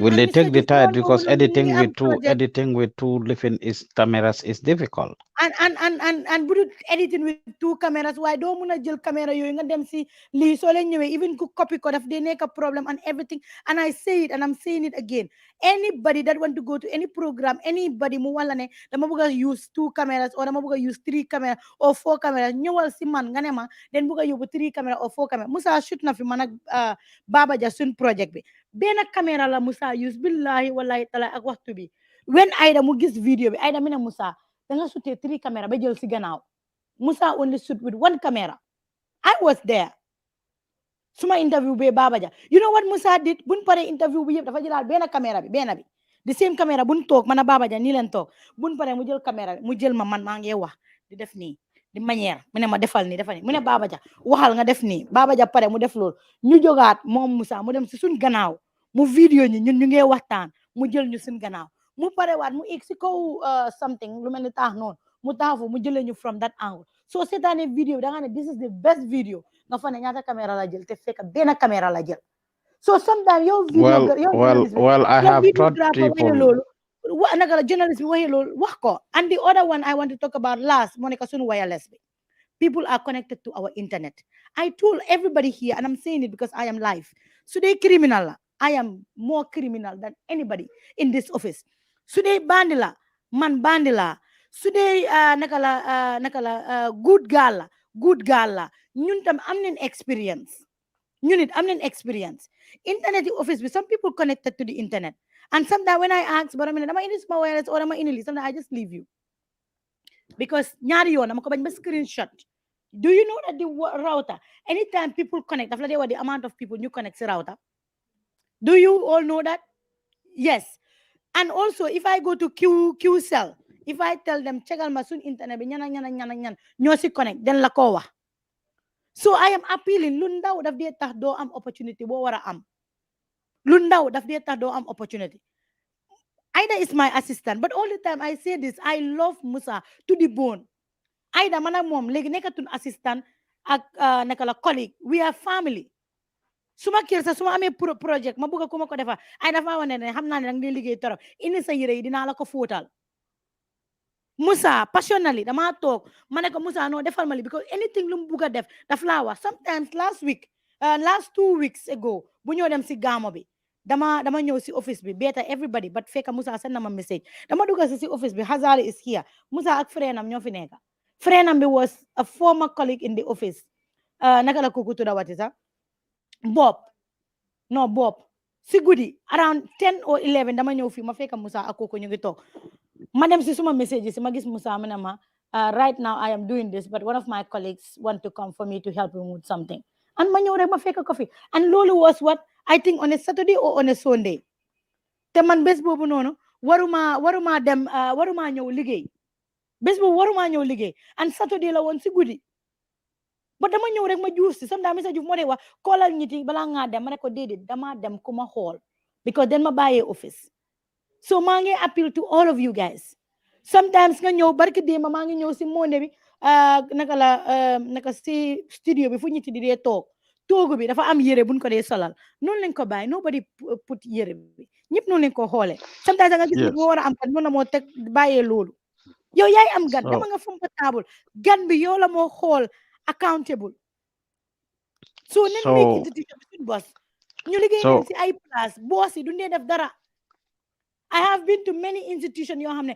boss yi dañoo toog ñi ci yaay def yëpp dama nga jëndali ma That's the ndéewo dama nga opposite. jëndali ma lii Well, dama nga that's the jëndali ma lii opposite ak at Gambian Gambian Talents talents. loolu amut That's the man opposite. personally loolu laa xam man fu ma liggéey suma boss dama ko dee jaamu comme dof suma boss is former naka current director of information services ask her every day bu nekk dama dem si office am morning anti Aisha loo buga until this minute maa ngi fii daf maa call di ma check Ibrahima Sila ñu ngi dem live coverage si press conference minister Ibrahima Sila mi ne naka la live on the air mi ne Fatou Sama delluwaatal information waaye den la soxla yow yaa liggéey ñefeel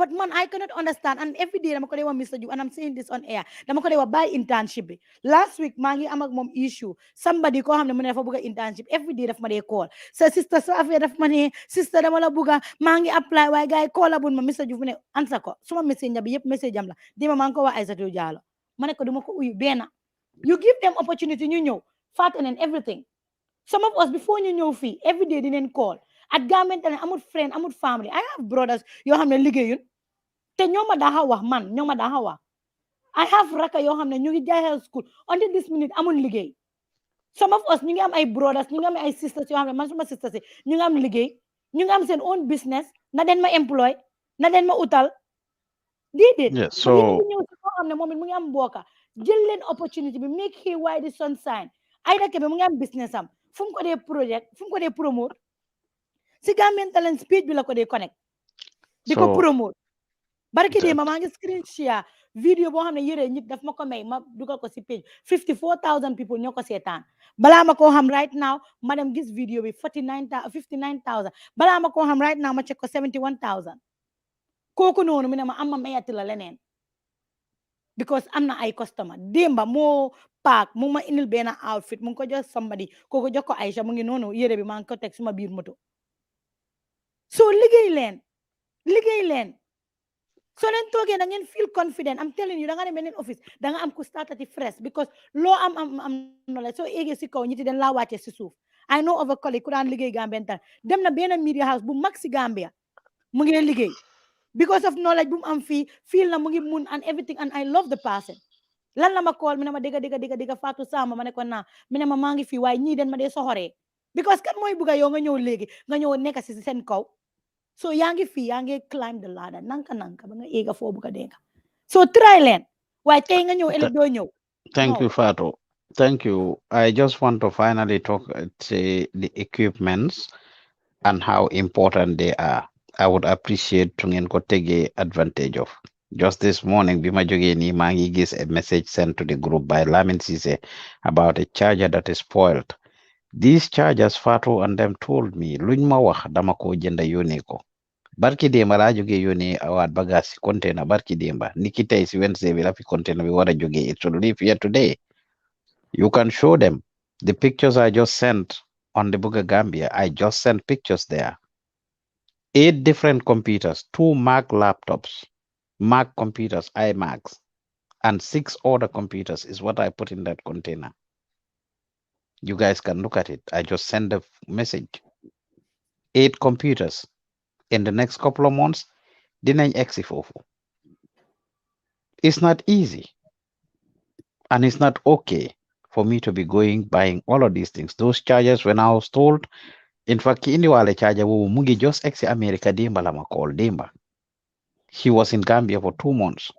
So sometime in December, late December or early January is when the person went to Gambia. Mungi just delo si wa Demba. Kokumo indiwale charger, whether it is that one or any other charger, for these chargers to be spoiled, 4K charger be, it's not okay. SDI, Musa nema den soxla long SDI cables magenda, XLR cables magenda, memory cards magenda, external hard drives magenda, power banks magenda. Those memory cards, external hard drives, and power banks getting stolen. Niti di ko sacha di ko yobu kër. It's not okay. Lima yone si power banks should be more than 10 so far to 15. In fact, Bimanyo Gambia in 2017, I brought some power banks. Ñu nekk foofu noonu eventually ñuy saaw bena. Lima fa amee woon si power banks should be more than 10 or 15. Right now, it is only 2 or 3 power banks that the office have. Dama yóbbu bagage yi ba pare barki de mbar Sanyang ma wax ak moom, and I saw a UPS and I thought this is something you're gonna need. When I showed it to Sanyang, he was the on top didal. Mr. Joe, please jenda ko. We gonna need this. I see it with another media house yu maki li lañ amé suñ démé coverage su fi light amul yenn yi dañ dee toog get stock, so buy it. I bought the UPS immediately. Ma delluwaat back si borom container bi bima àggee ki yónnee container bi mu ne ma I'm not expecting you here again. Ma ne ko yes, how ma si dara, but this must go. My guys in Gambia need it. So in the next few months, from those power banks to computers to UPSB and all of those gadgets are gonna be back in Gambia. Lu ngeen soxla lu nekk nag dama see taxaw di ko yónnee. I make a concerted effort to send it. Moo tax nag ma ne duma ko baalal kenn si yéen who is deliberately contributing towards the downfall of this institution, whether by not being serious, by not fulfilling your commitment, by nekk fi di sàcca, nekk fi di jow unnecessarily, nekk fi di ñàkka jànga new skills. I mean, all these things that we talked about every single time ñu la oo di la address wala di dem di yaxadari office bi ci yu bari. If you think you cannot do it, go look for something else. Go to another institution. If you think the pay is small and you are barely available and you are a Monday to Friday person, seetaat ko. This is not for you. As Fatu said, we're not going to make it very long. It's a 1 hour, 30 minutes meeting. We will wrap it up here. So flexibility is one thing. Understand that Mr. Juve is not going to be as available as I used to. With or without man, these meetings should take place. With or without Fatu, it should take place. Not only the meetings, but anything that goes on in the institution law hamne routine la should continue. All the coverages, Fatu said it, no, nothing has been on the page all these days. And I don't know if you observe or not, we have grown and grown very exponentially. Until 6, 7 months ago, Trindugal Andrasi page, it has 100 likes, 50 likes, 75 likes, comments. Now it hits 1,000, 2,000, 3,000.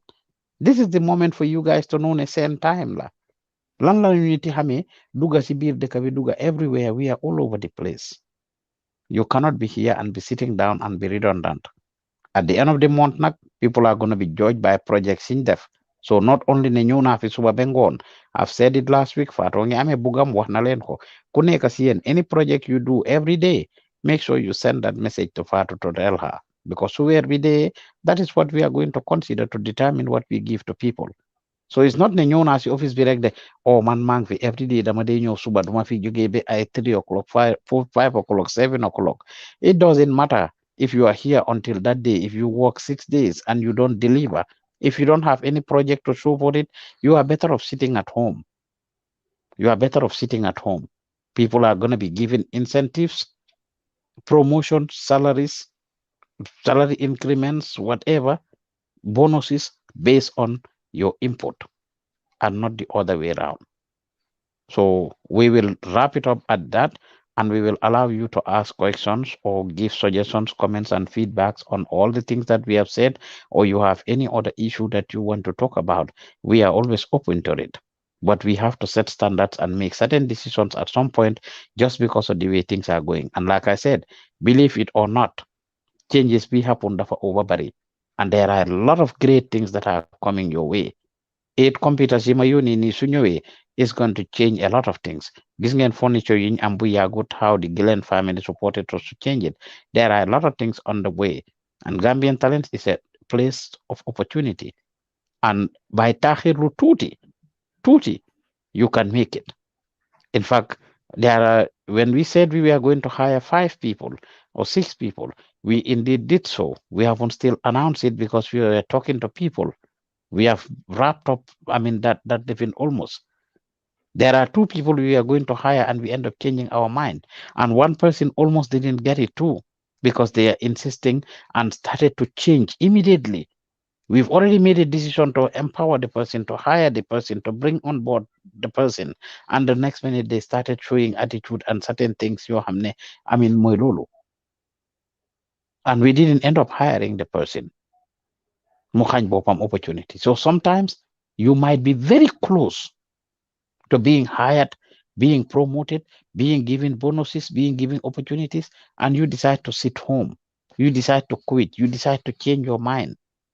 You decide to be lazy, or you decide to concentrate on other things.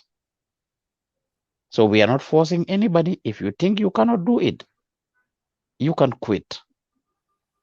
It's better than you being here and one leg in and one leg out. So we're gonna leave it at that. Fatu will engage each of you. Like I said, at least every week, be prepared to be here for one evening, which is 2 to 8, and be prepared to be here once a month on a weekend day. Genulen nyom Musa, nyom Aida, nyom Fatu, nyom Sanyang, nyom Lamin Sise, and all the other people that when they are needed on these days, they even doing it permanently once a week. And I've received the argument so many times from interns and staff. Situation to doing better. Yes, but this is an institution and standard must be set. To situation if your situation is super complicated to the extent that you cannot do it, quit. So the family mota mënuloo ko def, jëkkër tax mënuloo ko def, jabar tax mënuloo ko def, beneen liggéey o business mota mënuloo ko def, o school mota mënuloo ko def. Concentrate al si loolu. Concentrate on that. Jamane ñoy. We are not here to make life hard for anybody, so please work with Fatu in creating that. Before the end of the week, I want to see that schedule. By the time we have a meeting on Tuesday next week, I want them to present that schedule, that new schedule. On days that we have 17, 18, 20 people on the schedule in the morning and nobody in the afternoon or in the evening, I would like to see 5, 6, or 7 people at this in the afternoon every day and at night if possible. Especially in Haliguri.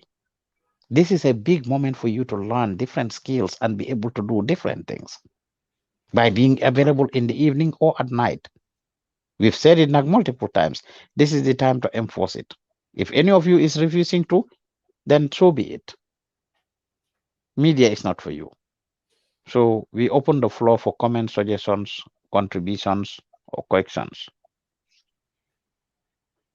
Thank you. If you have any comment, suggestion, just say it right now before we go to the board for me to change people's timetable. Everybody's timetable needs to be changed. So before I go to change it, make sure you ask your questions because if you are not willing to just say it right now, so that means that you hear it. Good morning. Good morning. Mr. Ju, maluma amon pour wa moneka the issue of press card ini parce que last week sa mang don am jafe-jafe bobu non parce que so demé di interview nit ki sa daf la laajte ana sa press card bi wala wan ma lo xamantene dina am confident bi ne yow journalist nga wala si media house nga jugé ko pour ñom ñu mëna wax si comme ñu tontu sa laajte bobu non dañ dé mëna am jafe-jafe bobu non tamit. So, what's the question? Can I answer that? I agree, Binta. Sa question bobo nono. Amun anything lu ñoo wax lu dinañ ko wara defar but yéen tam da ngeen am responsibility parce que ku dee defar press card bi is either Musa or Aida te right now ñoom ñu ngi am lu rëy loo xam ne mu ngi tegu si seen kaw so yow su dee da nga xaar ba only nga am coverage nga doog a ñëw ne dama am problème yi press card den dina jafe because si saa si duñ ko mun a def because ñu ne ñu ngi am liggéey yoo xam ne Mr Diouf mu ngi ko teg si suñ kaw so dina appeal to you immediately after fii ñëwal ma wan la press card only ku change tour rek moo des ñu printal la ko loolu rek So la I will emphasize again, in as yeah much as you said that Fatu, we have talked about it on numerous occasions and they have brought it up on numerous occasions. I didn't think an issue of press card is still existence here. Anybody who doesn't you have a already press card fixed all the should press have card the a people press that were card. coming I it is only the remember, people we were not yes, seeing that's I remember there were some whose pictures needed to be taken and otherwise, but if people's pictures are taken, anybody who does not have a press card, I would want it to be taken care of immediately because press card is key and it's important and it must be taken care of. no problem All right. so Binta so Thank you for the question, Binta. any other question suñ paree nag su ma liggéey timetable bi nga ñëw bëgg ma explainal I will not have that time as well because I have 188 projects. Any Well, if question? anybody has a personal reason, personal issue, they can discuss it personally. They don't have to discuss it publicly. But on all the things we said, we are open to questions, comments, suggestions, and feedback about them. So, as I said, I will not be as available. Damora Delwad back to sleep because I am expected to have a long day. So, any questions, comments, concerns? So ngeen xam ne rek Fatou will be responsible and will be responsible eventually supported by all the management team that she has. We will be making some announcements. We are training some people in some positions and we'll be making those announcements to you hopefully sometime in March after our graduation. Yes, who was trying to talk? Mr. Jif, today la bumala sen naka. I looked at it. I will give you the feedback. It could be better. You tried a lot. You done a good job on it, but I have some feedback for you, and that is what is expected. If you have never done it, you've done well as far as it is your first time you are doing it. However, there is room for improvement, and you just be proud of yourself. You have at least taken up the step and the initiative to learn to do those things because yooyu ñooy yiñ bugg a gis fii ku nekk nga jàng new skills. So thank you for taking that up. Yeah, I mean, it's doing very well. She's doing very, very, very well these days. So next time, before you send it to Mr. Youth, Musa is either here or Ida or Lamin Sise, you can tell them to see. Sana. Wow. Next time you can show it to because you're young in morning, young morning because certain time mo nyo, figure you're already them moment mo am project up. Lamin check na. Okay, then that's fine. All right. Any order? Any order? All right. So kuneka linga janga nga So wakon. so any question, comment, or concern? If no question, no comment, or concern, silence is usually a sign of agreement. In principle, you are agreeing to everything we said, you understand everything we said, and you are okay with everything we said. Um, Obviously, like I said, if anybody has any personal issue matter you don't want to talk about publicly for everyone else here to hear, or for those even watching us, you can bring it up privately and we see. None of what we say is written on stone, by the way. We will try to accommodate everybody to the best of our ability. And circumstances and situations are different, and we will handle it as such. But we must make the rules and make sure that the rules are established by everyone and followed by everyone. So any question, comment, or concern? So let's everybody tell us what they have learned and then we finish the meeting because we want to finish other projects. Naga? I said, Man lu ma jàng mooy ñu respect suñ managers yi nekkuñ suñ competitors ñu show lii us leen. her alone. Déggoon la am. Man lu ma jàng mooy ñu respect suñ managers yi nekkuñ suñ competitors nga xam dañ leen war a challenge. Waaw.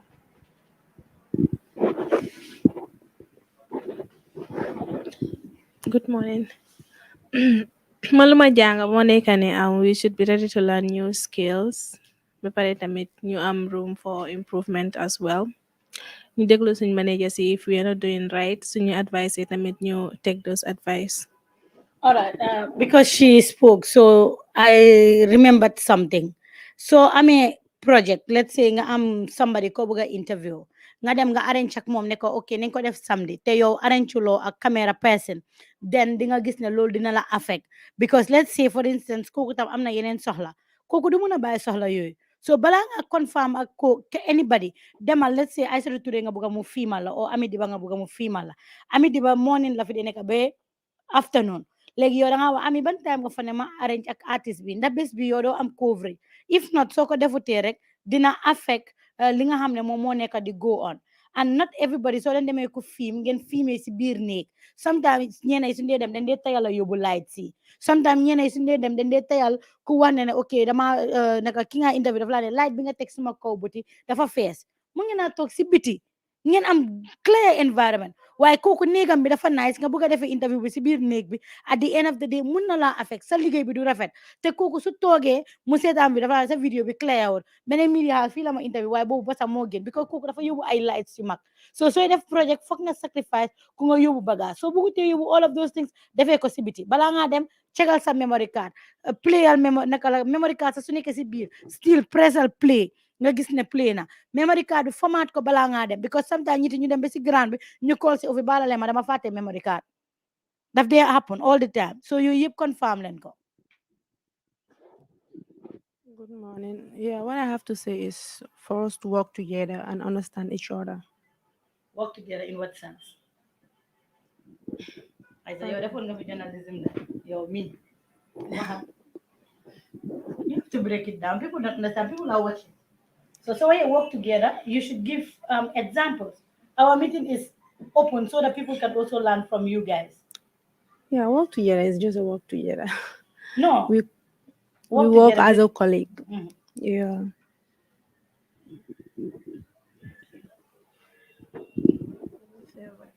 Good morning or afternoon, everyone. What I learned is we have to be more flexible and adjust our times tables so that we can come to the office on time and also do more projects. Assalamualaikum. Luma ampurwa, luma jaga moy niti ñu respect sen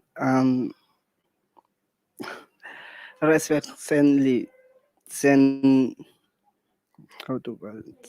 Wow, sen managers. So ñu joxante respect ñu kaya tamit bagage bi anga ñu tek ya bagage so ya hedera at least nga woko bala ngay tilmal ñeneen.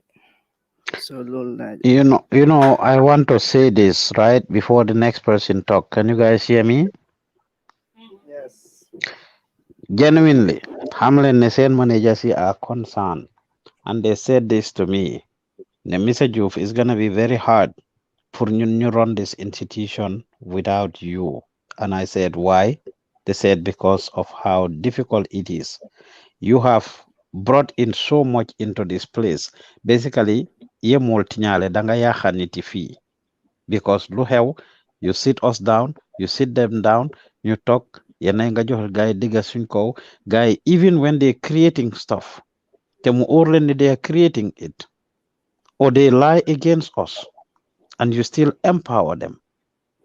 So dafa tax page everybody yap ñu, and they don't take us serious.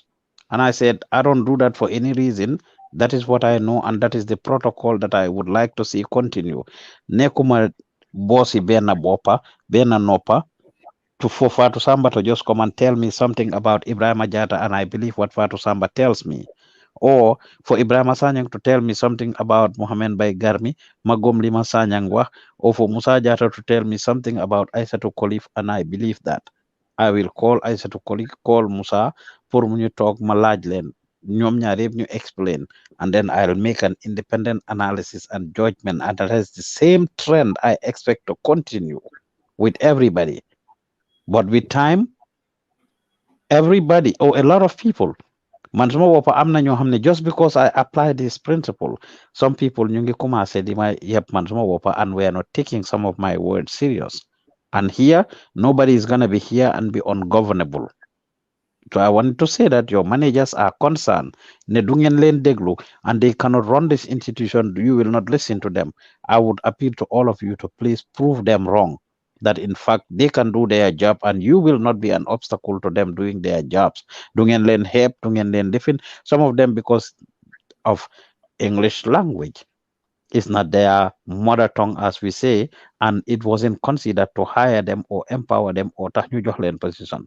Some of you, because you think you've been to college or university or yéenay gën a binda guy or wax leen better, wala boog maybe sax they are from a more humble background, ñoom nekkuñ di flashy as you are, and then better respect to leen. So they feel they are not respected, and I want to see that change. Regardless of what it is, a manager is a manager, boss la te dañ ko war a respect. Thank you. So, Mr. Juve, I just want you to confirm this. Anybody that we call to talk to and the person say no, they will not be seated with the next person that they had problem with. Should we send the person home just like you told us? What do you think we should do so that everybody know? Because sometimes you call people and tell them, come, let's sit and we talk, and the person say, Manuma talk mawa, or I am busy, or I am that, or I am this. So in fact, I am not expecting niti the problem. No, no. We can have 99 problem, but let nobody be one of them. Let people do what they are supposed to do. Waxuma ne problems du ñàkk issue di ñàkk. In fact, when two people have a disagreement, they are supposed to be matured enough ñoom ñaar ñu régler seen problem. If it if they cannot regulate it and it gets to you, the management, that is when you are supposed to regulate it. But if you are regulating it, the protocol and the same strategy that I follow is what I would like to see to be followed. Is industry standard, is typical everywhere around the world. Ben leader warta nekk leader benn noppa suñ la waxee dara si nit ima ñan na kela tulu kiling am ñaaton kooti suñ la waxee dara si ay nit dang leen a teg. And I think that is even Islamic. Malaj ñoom Cheikh su fekkee ne ñu uyo julit ñoom Sheriff ak Jata. Is that not how a leader should be? Hmm? Is that not how leadership should be? I'm not a sheikh, but yes, that's how it should be. Well, even in families, that's what we are supposed to do. Our parents, that's what they are supposed to do. Kilifa bu nekk ñaaton ko mais alon ko su ñaari nit amee a disagreement or misunderstanding kenn ngay déglu doo déglu keneen ki, that is unfair and unbalanced. You need to be able to listen to both. So in a situation where anybody is defying you, not only even you am problems, when you tell people to do things, they are supposed to do it. If they don't do it, they should have consequences. And those consequences could include suspension, it includes sending them home, it includes taking part of their salaries. And I didn't say that we will continue to say it. If anybody, especially staff, are not showing up, no call, no show, we take $300 is out of your salary. And if you are late and you are a habitual late comer, we are going to take out $100 is out of your salary for any day that you don't show up and you don't tell anybody or you continue to do it permanently. So whether it is affaire wax ak ñaari nit or whatever, when you are addressing people and they are not listening to you, obviously, as I've told you guys, don't yell, don't scream, don't insult, don't call people names. But if you address people the right way, in a professional way, and they are defying you, they are not listening to you, if you need to send them home, send them home. If you need to suspend them, suspend them. If you need to cut their salaries, cut their salaries. If you need to expel them or fire them, fire them. I am giving you that permission and I am empowering you to do so. And people must know that it's coming from me. This is industry standard everywhere. Nobody is going to be here and you are ungovernable. Ne yow lula neex ngay def. Lula neex ngay def te da ngay xeeb sa boss yi. It's not going to be tolerated here. If you cannot do it, quit. But you are not going to be here and be ungovernable. Thank you. Mr. Jove, Yes, Aisha. I want to ask you something. Like, you mentioned like, if someone is late, and what I want to say is like, if someone is late, and you work overtime. I mean, you came by 11 and you're supposed to close by 4. You are late already, but then you try to spend more time, you increase more time on the time Mm, that you're supposed to close. mhm. What do you say about that? Can I answer So, that? Aisha, I think late is okay. Myself, I think I came late, right? Yesterday I was here till late. Day before yesterday I closed 12 in the at night. So when you know that you were late, let's say for instance we give you a project to go to Banjul, and that project should start at 11, and you know you are coming late, and it's already 11 like a 10:55, and you know 11 is the program, then you cause that late. But for instance you are late and you know that you would be coming late, just send me a voice message on either WhatsApp or Messenger and say, please bala ma de dama late. It's obvious, Aisha. Sometimes the buga joke nga late. It's not intentional, but imagine that every day bu nekk nga ñëw late. So we exactly, would understand that, okay? Fima wahe mo, Aisha, No? yes. Let me say this, right? Aisha is asking, yes, Walo mostly lawa, but about, you communicate. You okay, communicate. Fatu, she's asking about tufekene dangal late and you make up for the time. Nyoga warga nyo 11 and you come in at 1. You miss 2 hours for you to replace those 2 hours. Instead of nganyibi 5, you go home at 7 instead. Is that what you're asking, Aisatu? Yes. I think that is wonderful. And in fact, that is what is expected for people that are going to school here or people that have other engagements. Sometimes they come in, Lamin Sise, Munna mo ñaka ñëw si suba bi, mu decide pour ñëw bëccëg o ñëw ngoon. For those that are even married that used to leave, I remember Aissatou Diallo at some point, Bim just say as she will cook, or Binta Sise, our accountant, they will cook in the morning. Be pare kër ñu ñëw ci afternoon bi. But this is something that they arrange prior with the office. If you are supposed to come on a Friday, let's say you have an appointment for an interview or something else, and you didn't make it Friday, you should be able to make that up to say, ah, dimba kat dama waroon dem dew ma haral ma ñëw ëllëg ci Saturday bi. Wala haral dama late 2 hours. Let me make up for it. But you late 2 hours and then sa waxtu ñibbi jotagut sax you go home. It's not a good sign. You can make up for it, Aisato. However, though, I want you to underline this. What I am referring to is habitual late comer.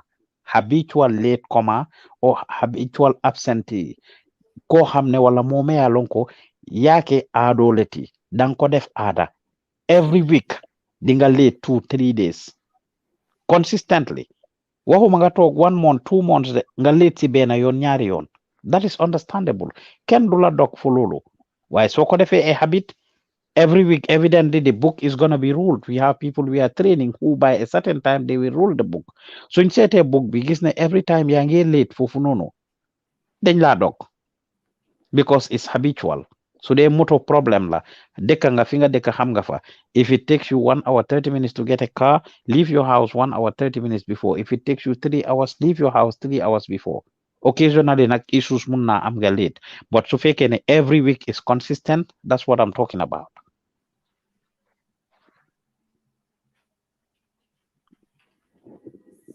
Ok Mr Diouf man lu ma jàngatee moo nekk nañ joxante cër te ku nekk suñ la waxee ne dama use talent bul wax ne mënuma ko use wala dafa ëpp sama standard wala yooyu noonu déedéet parce que lu am si biti moo gën a important caméra booy yóbbu loolu laa jàngate. Assalamualaikum Mr. Diouf. Ok, man lu ma jàngate mooy ñu respect suñu time yi ba pare tamit ñuy learn new skills.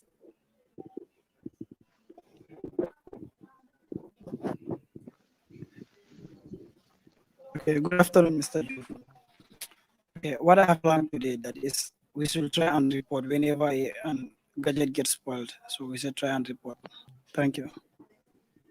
Azali, I just want to add, not only when a gadget gets spoiled, but any issue that happens, any problem, even between staff and intern or interns themselves or reporter and camera person, when we are having any challenges, any difficulty, any issue, then you want to just report that to the office to make sure that we are able to learn from it and fix it for the future. Yeah. But thank you. It's a good lesson. Okay, thank you.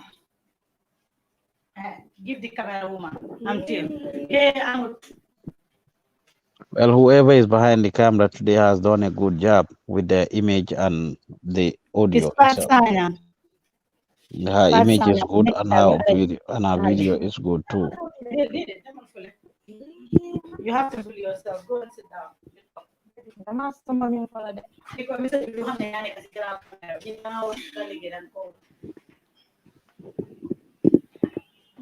Yeah. Mr. Diouf. Just to go over what others have said, we have to respect each other, not only for the. Yes, let me just finish my sentence. Respect is reciprocal. So I cannot respect you, and in turn you disrespect me. I will feel something. I will feel bad. So we all have to respect each other. Yeah, and be each other's keeper. If I'm not around, I have a project that I'm supposed to do. When I call you and you are free, you can cover it for me. I think that's what we like. Send video, edit, message. Computer send you face. So then I delete. What? Thank you. Thank you.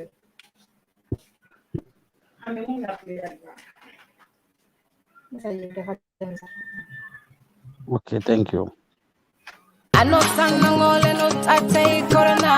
bukan waringe si million sa jupae kungangar ama pikreti coronavirus ko kan sumut kan manje bajuta nyil bajuta nine bajuta nifa bajuta nine bajuta stek kaka ko sumut kan manje bukana tuku gore barni baj ke bare sumu yene tere gudi ko sumut kati coronavirus tate ten tembe nyaaji baj pikreti ko nem vacciner manje anosan awurna pour mana janga yo bangol tanka fanga fa ko sumut kati covid-19